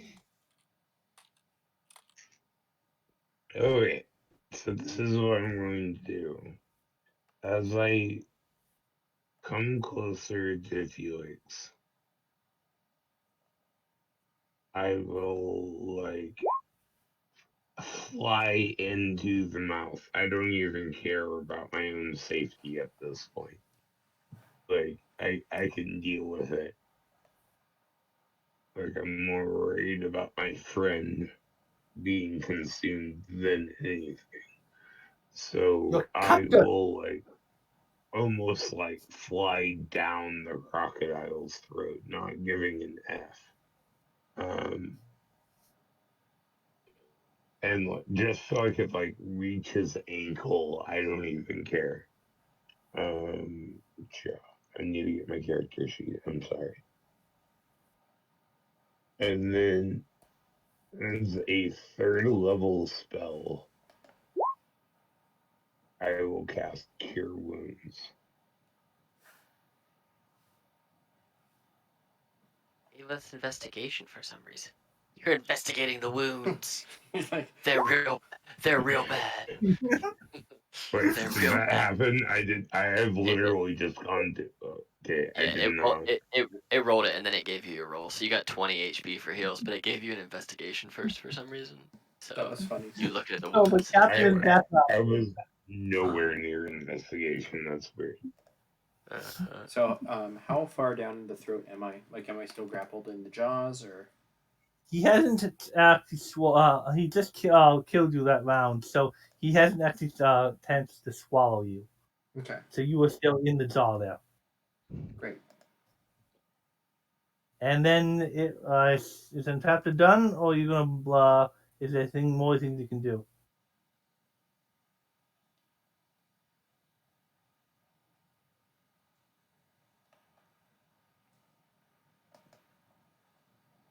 I'm assuming that means he's done.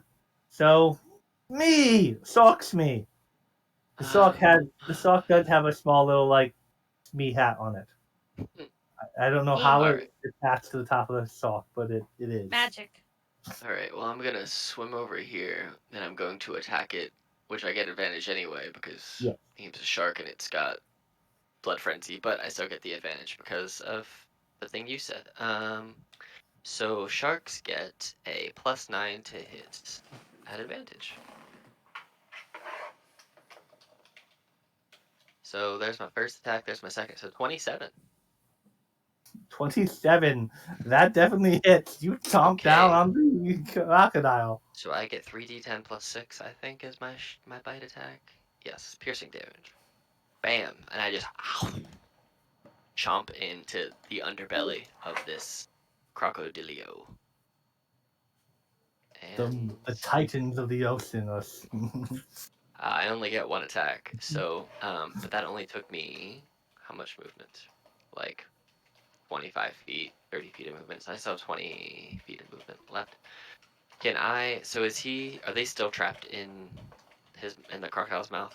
He does still need to make a escape artist check to Can get I out. try, in an assist per se, maybe using the rest of my movement and my bonus action to like slam into them with my body or into the side of the jaw to kind of loosen it to make it easier for them to escape?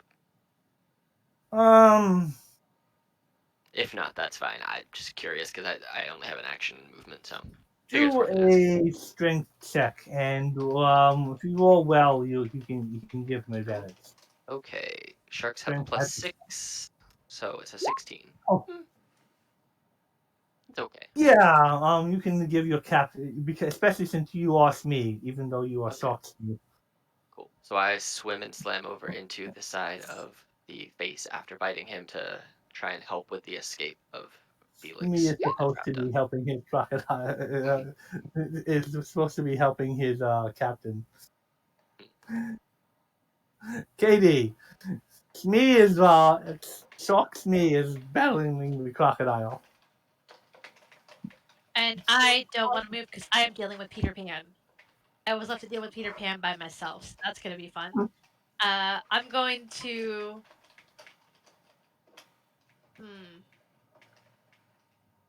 With the outfit I'm wearing, I'm going to take the Tinkerbell bottle and shove it in my pocket. Grab my mace, and I'm going to swing and hit Peter Pan. All right. I also have a +1 bonus attack, so you have +1, and then I have my bless. So that is an 18 to hit Peter Pan over the head. All right, you whack Peter Pan.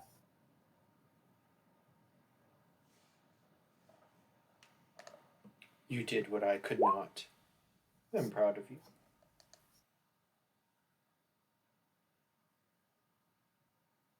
And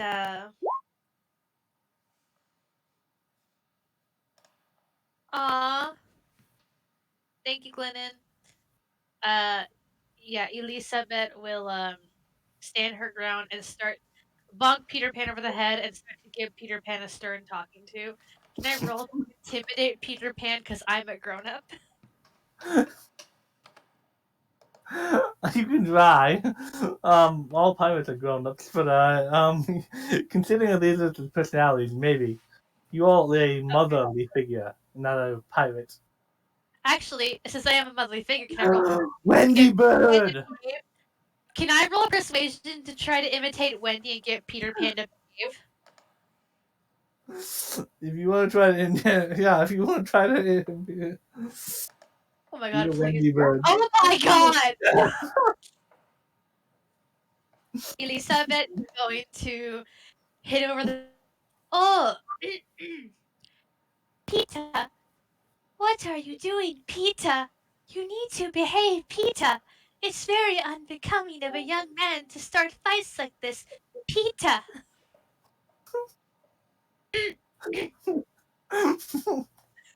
He's like, all right, you gotta let Tink go. Oh, Pita! okay, yeah, it's his turn. Like, you gotta let Tink go. Pita!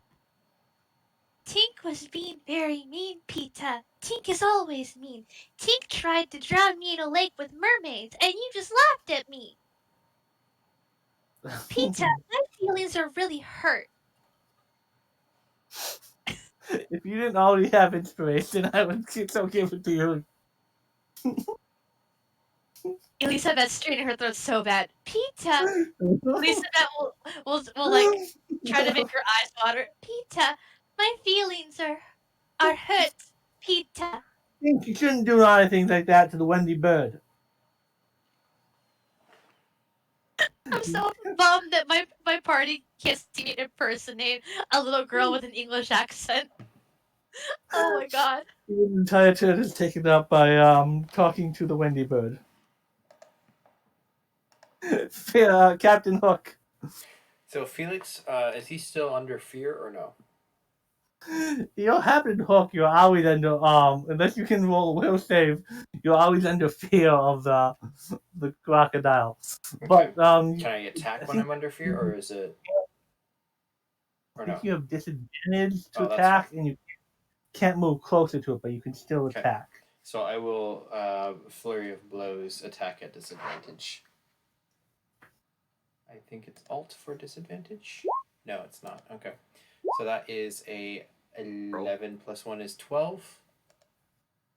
That will miss. That's a 26. That You will can hit. take whichever damage one you want. What is that plus 1? That's a 16. And again, damage is plus 1 also. 16 will hit. And an 18. So that's 12, 24. And you take the 7 or the 11, it's plus 1 either way. There's a lot of attacks there. Not. I'll let you pick the damage, heal, just whatever. I guess disadvantage is the worst one, so that's 8. So that's 24 plus 8 is 30 damage. And I'll deduct a key point. 31 damage? 30 even. And I can't move out of his jaws, so I'm there. Unless you do a escape DC, but a grapple him, and can I do that if I attacked? Not if you attack, unfortunately. No. That's fine. You would have had advantage to assault because it's me, but no, you just did some serious damage to it. Yeah, I just want to kill it. If I go down, then the shark can kill it. It is its turn, and you are the tasty Captain Hook. So it is going to try to chomp on you. With its it's grappling you, so it will have an advantage. It's probably going to chomp on you and take you down again. I think a 21 hits. Yep. How much damage? 4d12 plus 7. T-Rex bite. So that is. Yeah, I'm down. But it can't swallow you until you're down until you're down in its mouth. Tinkerbell can't get out of the glass bottle. But she will higher persuasion. Doesn't roll very well. And entrapta.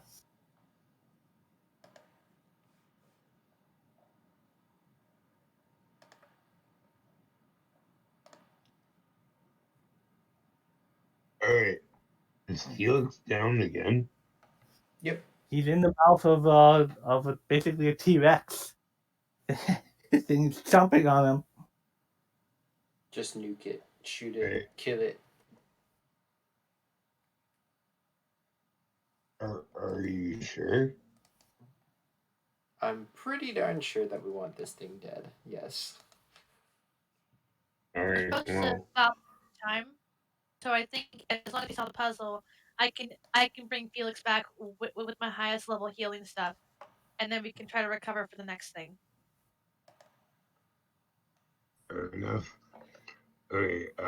Just give me a second to find my character sheet.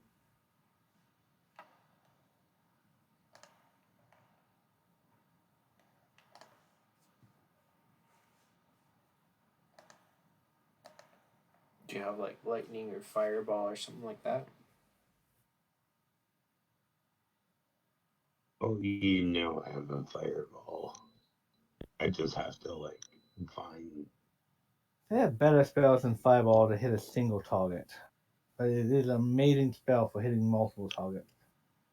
Lightning bolt's also good if you have a bunch of them in a general line. I just have to find my character sheet. Like for some reason I can't find it. Just based off of advantage type, I would just go for the lightning bolt because it is the ocean. I don't have lightning bolt. Shark. Entrapta is basically like 20 tokens up from the bottom, maybe. Right under No, Durham there's my Park. character sheet.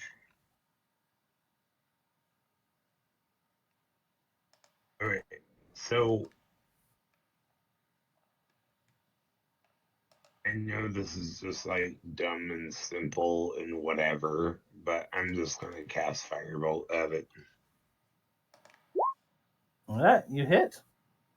And that's cantrip, so that goes up with your level. Yeah, give me just a second. I gotta like scroll down.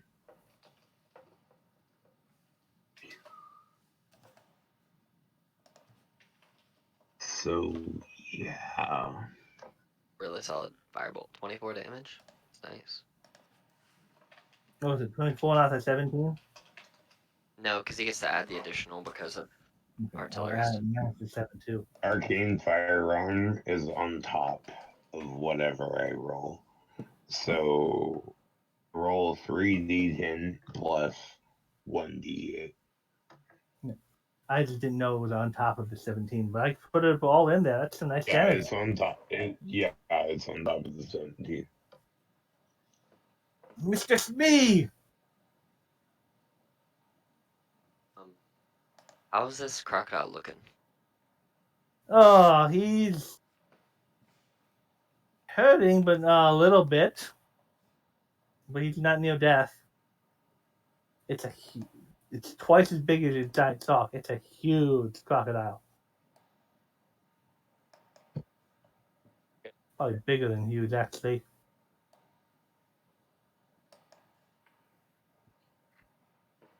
Well, it was fun being a shark while it lasted. It is. I'm dropping my shark form, going back to Glynnan's form. Going back to Smee form. Yep, I'm just dropping my shark. So basically, here's what happens. In a puff of smoke, I transition into Glennon's normal form. I grab Felix by the collar, and I dimension door he and I onto the ship. up here. Oh, that's a great idea. And I I get say, I okay, go ahead. and I get him out of harm's way. I had to leave Entrapta, but Entrapta looked perfectly capable of. I know Entrapta can deal with stuff herself, and she has room to fly. So I got Mhm. Felix out of the mouth, and here we are. Oh my And god. if you know anything about the crocodile, it just wants to eat Hook. So I just dropped shark form, turning it, Glynnan, and just dimension doored us away by just yoinking him out. And plus, I brought him back close enough that I know where our healer is. So hopefully we can keep him alive. So, all right, that's my turn. Wendy Bird. So I imagine Glennon pours back with Felix as Elizabeth is still playing pretend with Peter Pan. So Glennon would for the first time hear Elizabeth go, Peter, you're hurting my feelings. Tinkerbell's so rude to me. Those mermaids were awful. I helped sew your shadow to your shoes, and this is how you repay me? By being such a Thanks. bully. You've done none of those things. Stop lying. Just heal Felix. He's going bad.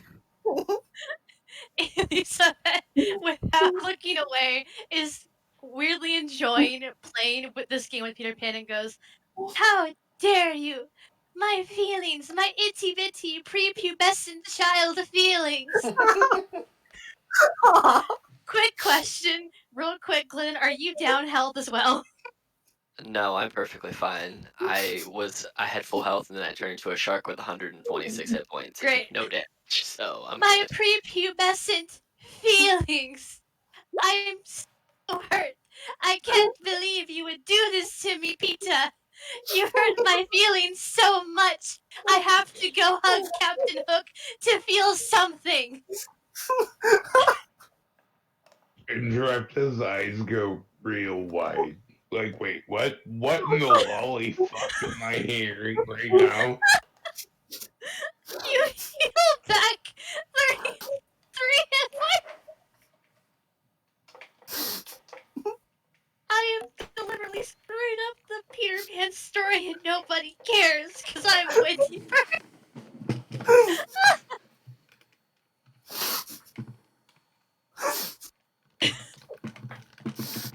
Well, And this is why you don't plan too much. You can't predict that Captain Hook is going to charge the crocodile or that the bird's going to become the healer's going to become the Wendy Bird.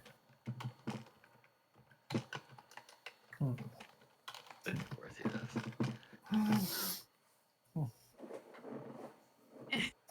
Oh my god. I think Elizabeth would just stand up and look at Glennon after hugging Captain Hook and just give a look of like a mix of I'm sorry and well, what do you expect? Shake my head like what? I was a shark a second ago. Now I'm smart again. My brain hurts. I have a headache. Is Glennon more confused by the change of voice or the fact that Elizabeth pretending to be basically an 11-year-old girl and playing a game with Peter Pan? I don't know. There's a lot happening. I was in the water, and now I'm not even wet because I was a shark. There's a lot happening here. I don't know. Oh I'm god. confused. Ugh. Can I ask Glennon to roll insight on Elizabeth's weirdness? Just to see if Glennon gets what I'm doing. Yeah, Oh my Nope. god, Glennon, you're so hopelessly lost. Out of all your stats, insight's so low. Oh my god. It's not my worst. Still.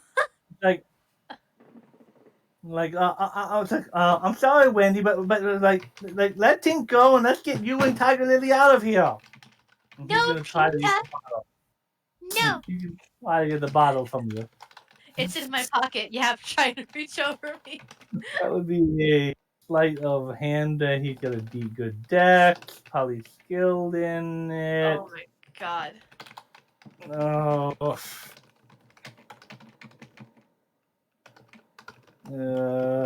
Proficiency bonus for that at that level is going to be Oh my god. I'll do this uh, Tinkerbell, guys. They're gonna mess with us.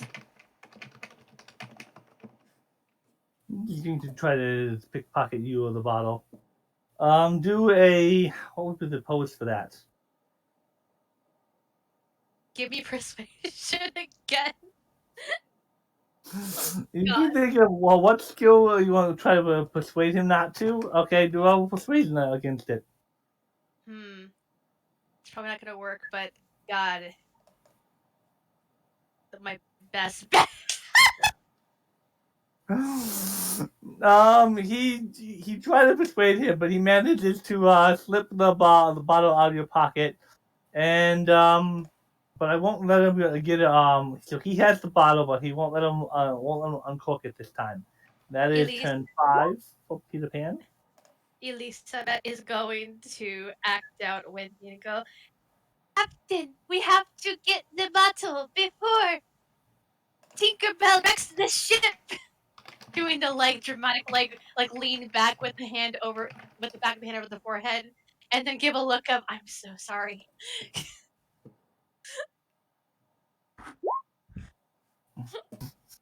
And Captain Hook brought back from the dead. Again. That's what 4 times you died. Yeah, my turn's Yes. over though. Yeah, he used stillness of mind to end the Oh, fight. okay. 150 feet if it double moves.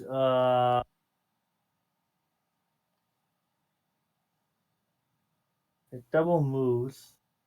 Tock, tick tock, tick tock, tick tock, tick tock, tick tock. And this guy, he's probably climbing the side of the boat. And that is the Croc's turn. Tinkerbell banged in the bottle and trapped out. Alright. So, what I shall do is I will follow the Croc, hovering on my broom. And when it brings its little scaly effing mouth out the water, I shall once again ask for your money. I mean, I will once again cast Scorching Ray. Alright. Right down its throat. Give me just a second here, I'm sorry. Here. Alright, so, I pull out some attachments, I attach it to my wand, I shoot some laser beams. Okay. That's Cancel. Sorry, just a sec. Beer.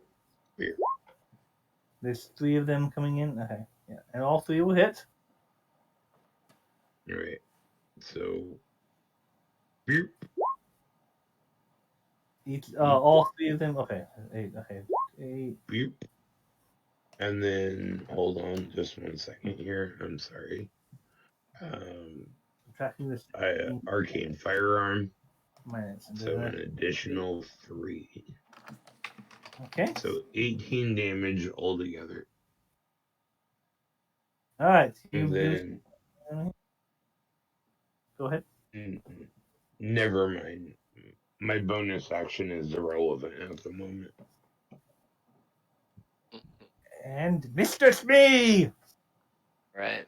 So, Mr. Smee, aka Glynnan, I look over at Entrapta, look at the ring in my hand, I look at Elizabeth, I look at Felix, and I'm like, throw my hands up in the air, and I'm like, well, here goes something you've never seen before, and I'm gonna use the spell that I sent you.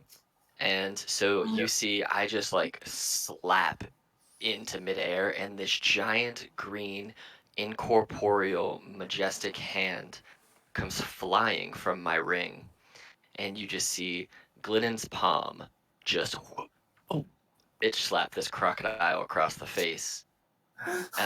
For it's a 1d20. Yes, this big beast hand rescanned as Glynnan's palm.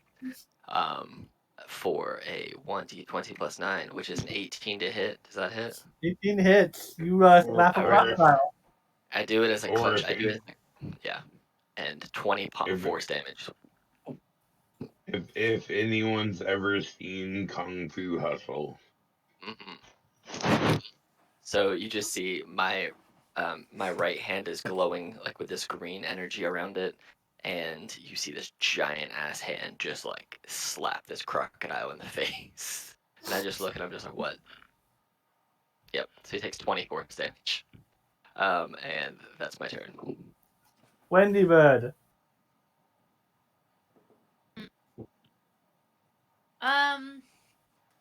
Peter Pan's still holding the bottle, yeah? Yes. And it is his turn next. He will open the bottle in next turn if you don't do something about it. I hope somebody can help me with this because I don't know if anybody can. This is my best bet because my deck sucks. All Really? right. Oh, I mean, release! Ah! That's only giving him. Scout's probably not going to have Will as a saving throw. His wisdom would be decent, but not amazing. So let's just do a +2. Oh, he drops it because the spell DC is 13. Yep. Can I try to go grab it? Yeah, I mean, you could have you. He kind of gets dazed over and drops Tink in the bottle, and you snatch it back up. Snatch it back up, and I'm going to, because he's dazed because he dropped it. I'm going to go hide behind Smeeve with the bottle in hand. Just Hana, Hana, Hana, Hana. It's his turn. I haven't really been moving pirates, but the pirates would be trying to capture him, throw a net or something over him. And for his turn 6, he is just going to throw the pirates off and just kind of spin around the ship a little bit and do panty stuff up in the air. And come back for Tink in the next round. Or Tiger Lily, one of the two. And Hook. So Felix is going to stand up from where he was sitting cross-legged, and his eyes... He's a tiefling, so he doesn't have any pupils, but his eyes just kind of are open up and glowing the kind of gold, same as they always do when he's not wearing glasses. And he's going to just turn and run towards the other ship, jump over, and drop kick the crocodile. Make a wisdom save, see if you can move closer to the crocodile. I You ended all that hook. fear. I'm no longer afraid. Oh, is that one of your spells? It's my It's monk, a monk stillness of ability. mind. So that ended the frightening. That's why I took my whole turn to do it last round. Oh, all right. That will cancel the storybook feel. Okay. Okay. So, drop kicking, he will use a horseshoe attack. And then landing on it, he'll follow up with his hook arm for the other 3. All right, 22 damage. Okay. So that would be, if those all hit, this is 17 hit, because it's the magic hook.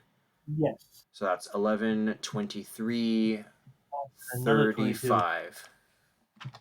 35 damage. And I will mark off a key point. I just took off 22, so now I need to take off an additional 13. So it was 13 plus 13 plus 11. So that should be... Sorry, 37. 13, 13, 11. You're right. 37. Oh, okay. So another 2 need to come, another 2 off. Okay. Took it off in several different things, but you did some nice damage to him. And the crocodile. Still, even though you have broken through the storybook feel, the crocodile still wants a taste of your flesh. Because you have the one was designated as Hook.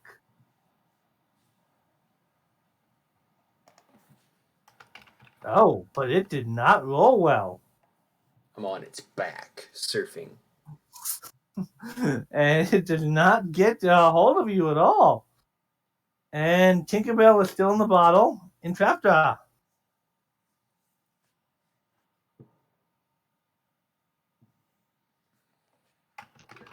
Alright.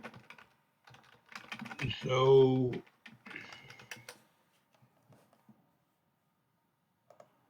It's okay. Just remember it next time.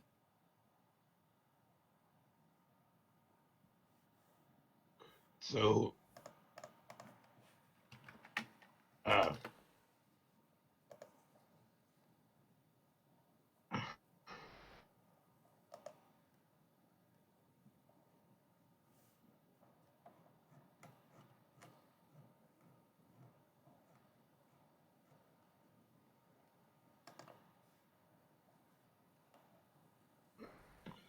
so entrapta is going to move closer to the crocodile.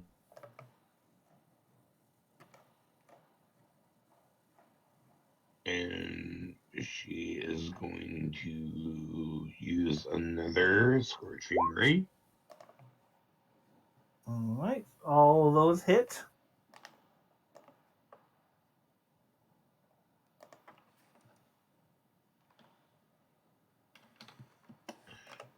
And then one more arcane fire. And then as a bonus action, I'm going to protect and try and protect Felix for 11 temporary health. Much appreciated. And I end my turn. Alright, crocodile is definitely starting to look hurt by this point. Mistress Me! All right. So, Glynnan looks over to Elizabeth and goes, "Hey, you want to see something cool? Watch this."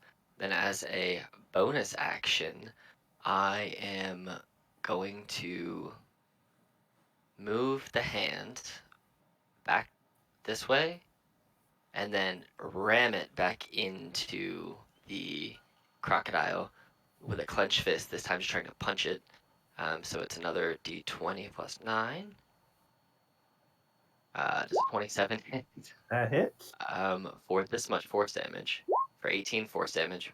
And then I look and I'm like, oh, don't worry, I'm still not done yet. I saw this happen earlier today, and I'm going to give the crocodile a 4 on their saving throw. And then I'm going to go ahead and you just see the energy just kind of crackle around Glynnan's hands, and this green just ball starts to appear. And I get a bit of fur and a rod of glass, and I'm rubbing all these things together, and you just see what looks like static electricity starting to build and build and build, and then I just release a 3rd level lightning bolt for 33 damage, which they failed Nice. because I gave them a 4. So 33 lightning damage in a direct straight line ahead of me for 100 feet this way. So it avoids my teammates, but just blasts through it for 33 damage. I can just imagine you saw a giant crocodile climbing up on this ship earlier today. Like, nope. Punched it and then lightning bolted the shit out of it. And that's my turn.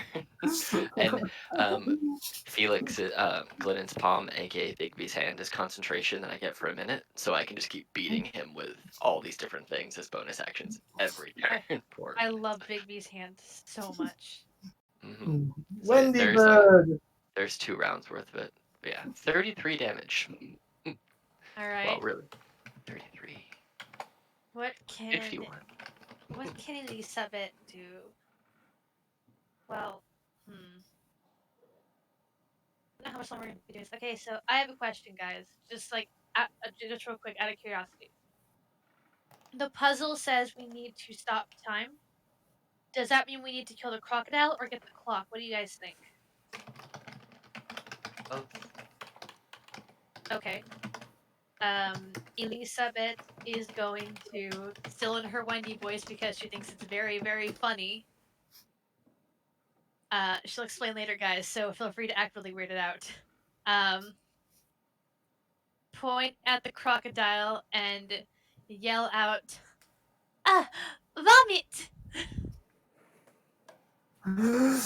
Will save on this thing would only be a +1.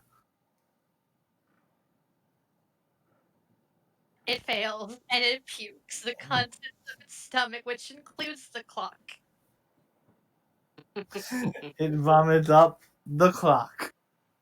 No. I mean, it's cool that why wouldn't you have done it earlier? Because but like your creative use. So there is now a clock. It's sinking into the ocean. Oh, it's sinking into the ocean. Okay, I thought the crocodile was on the boat.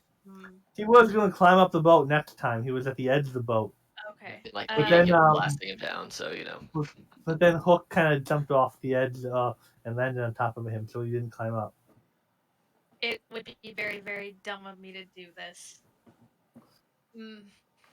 My only thought is that Elizabet would want to go after it, but I am weak and I am wearing chainmail, and I don't have mage hand, and we need that clock. But you have an artificer and a wizard that is willing to Alright. sacrifice some crepe to get you out of that situation. Elizabet is going to look at Glynnan and go back to her normal voice and say, Peacock, do you trust me? always do what you gotta do. I can still turn into a whale. I'll get you. It's fine. Don't worry about it. Or an eagle. Whatever. Elizabet's going to just fly straight and dive into the ocean to get the clock. You go down the ocean and start swimming, your wings into two, and you swim down, and it's kind of icky water because there's vomit swimming into some vomit too. But you I go don't down and there is care. a Oh my clock. god. Just tell me if I get the clock, please. I am wearing chainmail and I have feathers. This is not pleasant for my character to any degree. What did you do with Tink? I would have given Glynnan Tinkerbell before I left. I'll Right. say I gave it to Smee before I left, and I would say in the windy voice, "Oh, Smee, don't let Peter Pan get Tinkerbell, or everything will go horribly awry. I'll be back." All right, turn 8 for Peter Pan. To 2 more turns, and he will go get Tiger Lily. He is going to try to 14 try to sleight of hand and try to get Tink away from me. What am I rolling again? What am I rolling for that? You can try to either do a strength or some other creative way to try to keep Peter Pan from. Could I shield instead? Can I use the shield spell and just block it? You know that's a creative you thing to just Yeah, block it. I'll just burn the spell slot and just throw up a magical shield. Since I'm focusing on my my hand anyway and watching her jump off, I'll just throw up a shield as kind of like that immediate, innate, like subconscious protection. So there's just a barrier there. Like, no fair! Give me back Tink! Felix. Oh, Captain Hook.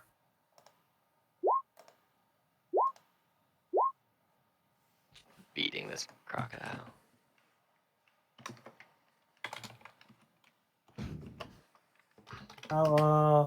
All those hit. 39 damage. Oh, you are beating the vomit out of the crocodile.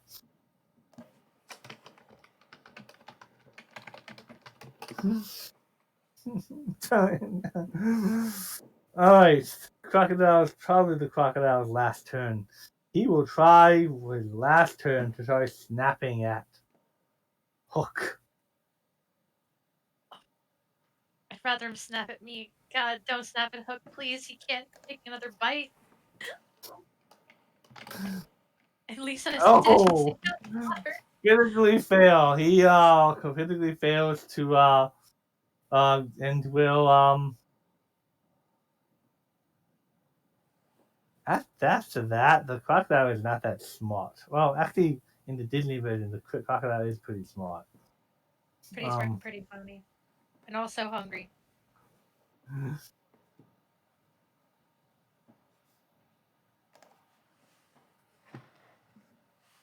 it knows it'll get an attack of opportunity if it tries to leave. But it is gonna but staying there is gonna be bad for it too. Um, it will try to swim away. That hits, and you take out the crocodile. I think Felix like digs the hook directly between its eyes and just gets tugged underwater by the body. And there's like bubbles for a second, and then Felix like floats back to the surface, gasping for breath. And Fairy is stuck in a bottle. Entrapta. Crocodile is dead, and Elizabeth is going after the clock.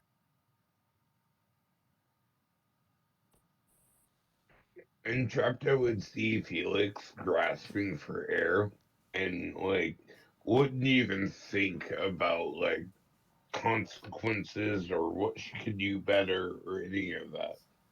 Her first immediate reaction would be trying to save Felix.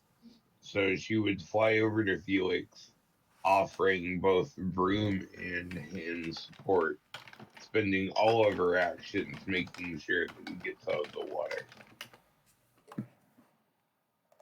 Can I just hook my arm scythe thing over the broom so that it's like a hook and just let her lift me out? Yep, you can put your hook around the broom and be lifted out of the water. As it is Smee's turn. So Smee, as a bonus action, you this giant glowing incorporeal green hand will move of its 60 feet 5, 10, 15, 20. Over here it will scoop underwater and pick up Elizabet and pull her back above water, so 10, 15 feet of movement, and then bring Elizabet back to the boat and place her Alright. down there, and then turn over to Pan and just look at him. And Pan's right beside me, right? And I'll be Yeah. like, "Yo, go fuck yourself," and cast Shock and Grasp on Peter Pan. 19 for Okay. 16 lightning damage, 16 lightning damage. Okay. and then I'm going to go And bang, cannot bang, react. bang, bang, bang, and run over by my big old hand with Tinkerbell in tow, running away. Just look over my, hey Elizabeth, and I'm Hello. gonna get up on top of my hand as well because it can hold a huge creature. So I assume it can hold both of us. So I'm just chilling, like what? So And Elizabeth. Or Elizabeth. Wendy Bird. Wendy Bird is soaked through the feathers and the chainmail. Do I at least have the clock? Please tell me I have the Yes, clock. you have the clock. I hold up the clock and I look to Glynnan and I go, alright, how do we stop the clock? smash it.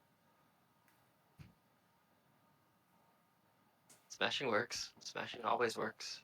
Elizabeth blinks at you and goes, I was thinking the same thing. And she'll just grab her mace, place the clock down on Bigby's on Glynnan's palm, and just whack at it. Clock smashes into 1,000 pieces. Well, go ahead and roll because the hand actually does have an AC and it does have HP. Fun fact. Okay. Hmm? All right. I I just hope. want to see. I just want to see if you hit it. I mean, Okay. you're not So gonna wreck it. I'm just interested to see. Ha. No, you miss. So it's No. fine. Yeah. So, but the +4. Yeah, it's a solid And base though. the Pagemaster's turn comes around. He goes, and time seems to stop. He goes, "Congratulations! You stopped time, and before I got Tiger Lily even." You were never gonna get Tiger Lily.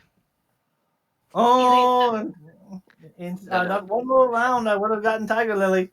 no, you wouldn't, because on my next round I was gonna stop you from ever being able to touch her. Fun fact, out of game, my next spell was gonna be dropping Bigsby's hand and casting Wall of Force as a sphere around her. He would not have been able to get her. It would have been impenetrable. So there's that. Elizabeth, with her wet feathers, looks to you, Glennon, and goes, "Can you make this go away? I feel so heavy." Frostbite and Ray of Frost and just freeze it. Oh my god! I was thinking So, more like prestidigitation or something. I don't have that, so I start breaking the ice off. Oh my god. Alright, cool. Sure. Give me the cold shoulder, Glenn. Go ahead. I don't have prestidigitation. I got firebolt. Do you want me to warm you up that way? Because I can Oh do my that. god. I mean, I just need to dry off is all. I mean, she could like shake it off and Just then her go and feathers say could just go fireball. poof. I can control wind. Everybody hold on! As you just see the world start to like look like a page in a book, and you just start being sucked out of the book and land back into the library. Woohoo. And right next on the ground, next to the party, a hook falls out. Huh. Oh, someone's gonna get that hook and it's gonna be Felix. Take your hook. You deserve the crown. He goes, "Congratulations, you won your first game." Are we? Obviously, pause here before going to but in character. He goes, "Are we ready for the next one?" Could we take another magical break like last time? I think some of us need it. Sure, give me time to find the perfect book. But as additional rewards for winning the first game, he pulls out his little top hat and throws a bunch of codfish on the ground. For 4 codfish on the ground in front of you. You are all codfish. It's just rude. Elizabeth's going to walk over, pick up the codfish, and hit the imp with the codfish. What do I roll to hit the imp with the codfish? And do I still have bless up? Yes, you are still blessed.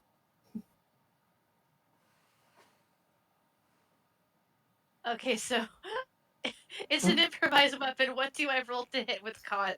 D20 plus, I guess, melee? So strength? Plus, Plus okay, strength. so I'm not proficient, so that would be a +1. Okay. Well, it's plus proficiency. That's unarmed Oh. strike. Never mind. That's what I'm thinking. I'm thinking unarmed. Because you're always proficient with hands, unless you're Glynnan. Then you have a -1 with hands. So it should be D20 plus your strength.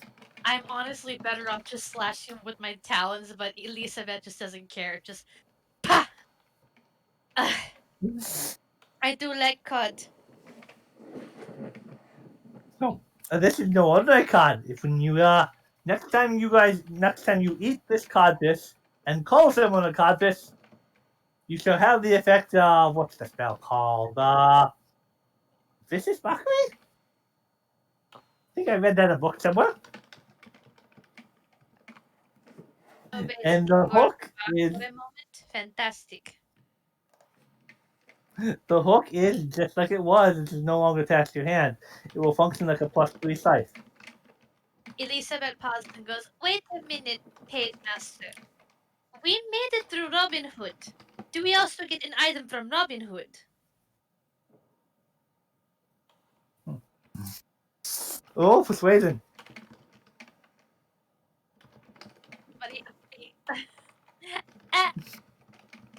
Oh, that's good. You're alright. There you go. You have +5 to persuasion. You don't need no help. You're okay.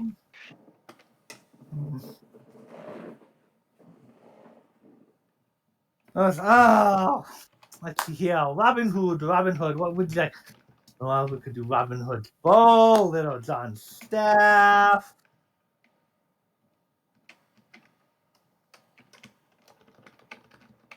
Maybe the hat.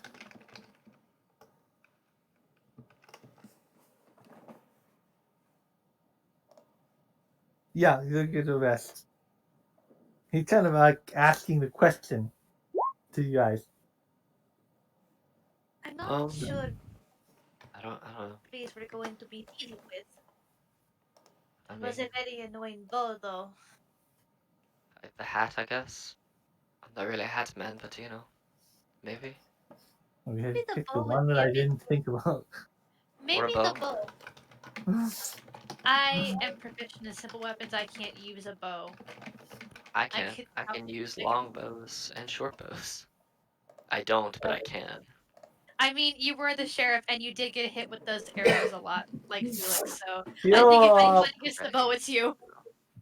He'll like wave his hand kind of in like a jazzy hand type thing, and the book will just come flying out of the pile to him, and he will and then he will pull out the pull out of the book a bow, and it's like Robin Hood's bow. It is a how do you say it? A +1 longbow, and it will the seeking arrow once per long rest. That's cool. 12. Entrapta will ask, what about the keening of the mind? Keening of the mind? Well, when you have, so we will like if you manage to defeat me, you defeat me in all of these challenges, you certainly will have earned some of the my fifth dimensional knowledge. What's a seeking arrow do? The just like the arcane archer. Oh, okay. So basically, you just get to Entrapta, redirect it. Okay, cool. But we will have to find Entrapta, another day to. Oh, sorry. Go ahead.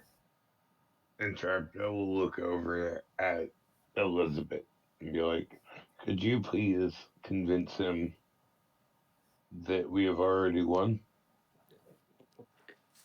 Elizabeth will look over. She was trying to whisper something to Glynnan, and she pauses and looks over and tries. If entrapta helps me, can I get advantage?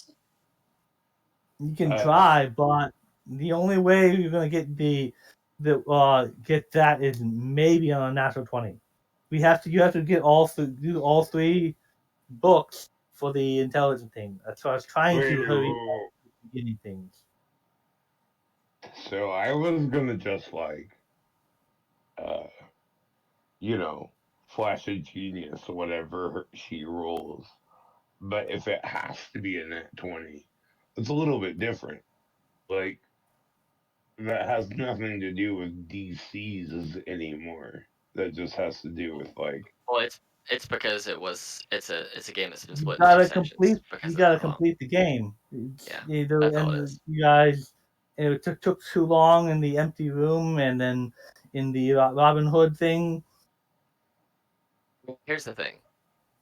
Personally, I would like to play the second session, but if that's not the consensus of the group and you absolutely need a natural 20, I have one I can use. That's the thing. Because I rolled a 4, a 4, and a 20 on the Portent dice. I just don't want to be the guy that says, oh, here's that natural 20 that you asked for. We win. Because personally, I would like to play the next session, but again, I'm I leaving am that up partial. to other people. I So, on the one hand I'm partial to as well because I want to see what weird items entrapta and I would get. On the other hand, I want to see if I can roll a nat 20 on a whim, which I know the odds are against me, but I think it's funny to at least try. I'm down for trying the next game as well. There's a couple more I was not expecting to get to all four books unless they went really quick, but there's still three more books that I had planned, and I was hoping to get at least through two more of them. well, let me ask you this. Since we are probably planning on another session, hopefully, is this also going to count as a long rest since we went through a whole other book? Just out of Yeah, he'll give you a curiosity. long rest. You guys Okay. won. Okay. Well, I mean, if that works for everybody else, I mean, I would like to do a second one if possible, just because I haven't got to play as Glynnan in a while, and I'm really, really liking playing as a high-level wizard. Because even though I die, there's some fun shit I can do. So, I miss playing my healer, and I didn't want to play until Glennon got back because of story stuff. And if we're gonna wrap it up either way, so Elizabeth would look at Glennon and go, by the way, I was just being silly with Peter Pan, and she says Peter Pan in air quotes. Turns out I remember a lot of the story, and if you play along with the Pagemaster's characters, you can cause a diversion and buy time for everyone else. I know I probably sounded a bit crazy, but hey, it worked. it's true. It did work. Well, we'll just have to beat him after we wake up in the morning. or whatever this time frame is. So let's do it. I will try to find another time that will work for the next 2 books, assuming you succeed on both of them. And if you happen to fail on one, there is a 4th book for only if you fail. Okay. Cool.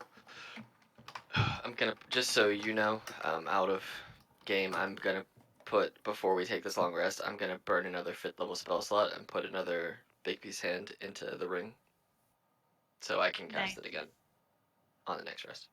So, just so you know, for the next game that we play this in, just in case I play Glynnan again before then, it will have Big Piece Hand in the ring again. So,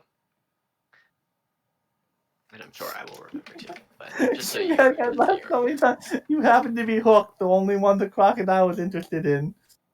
And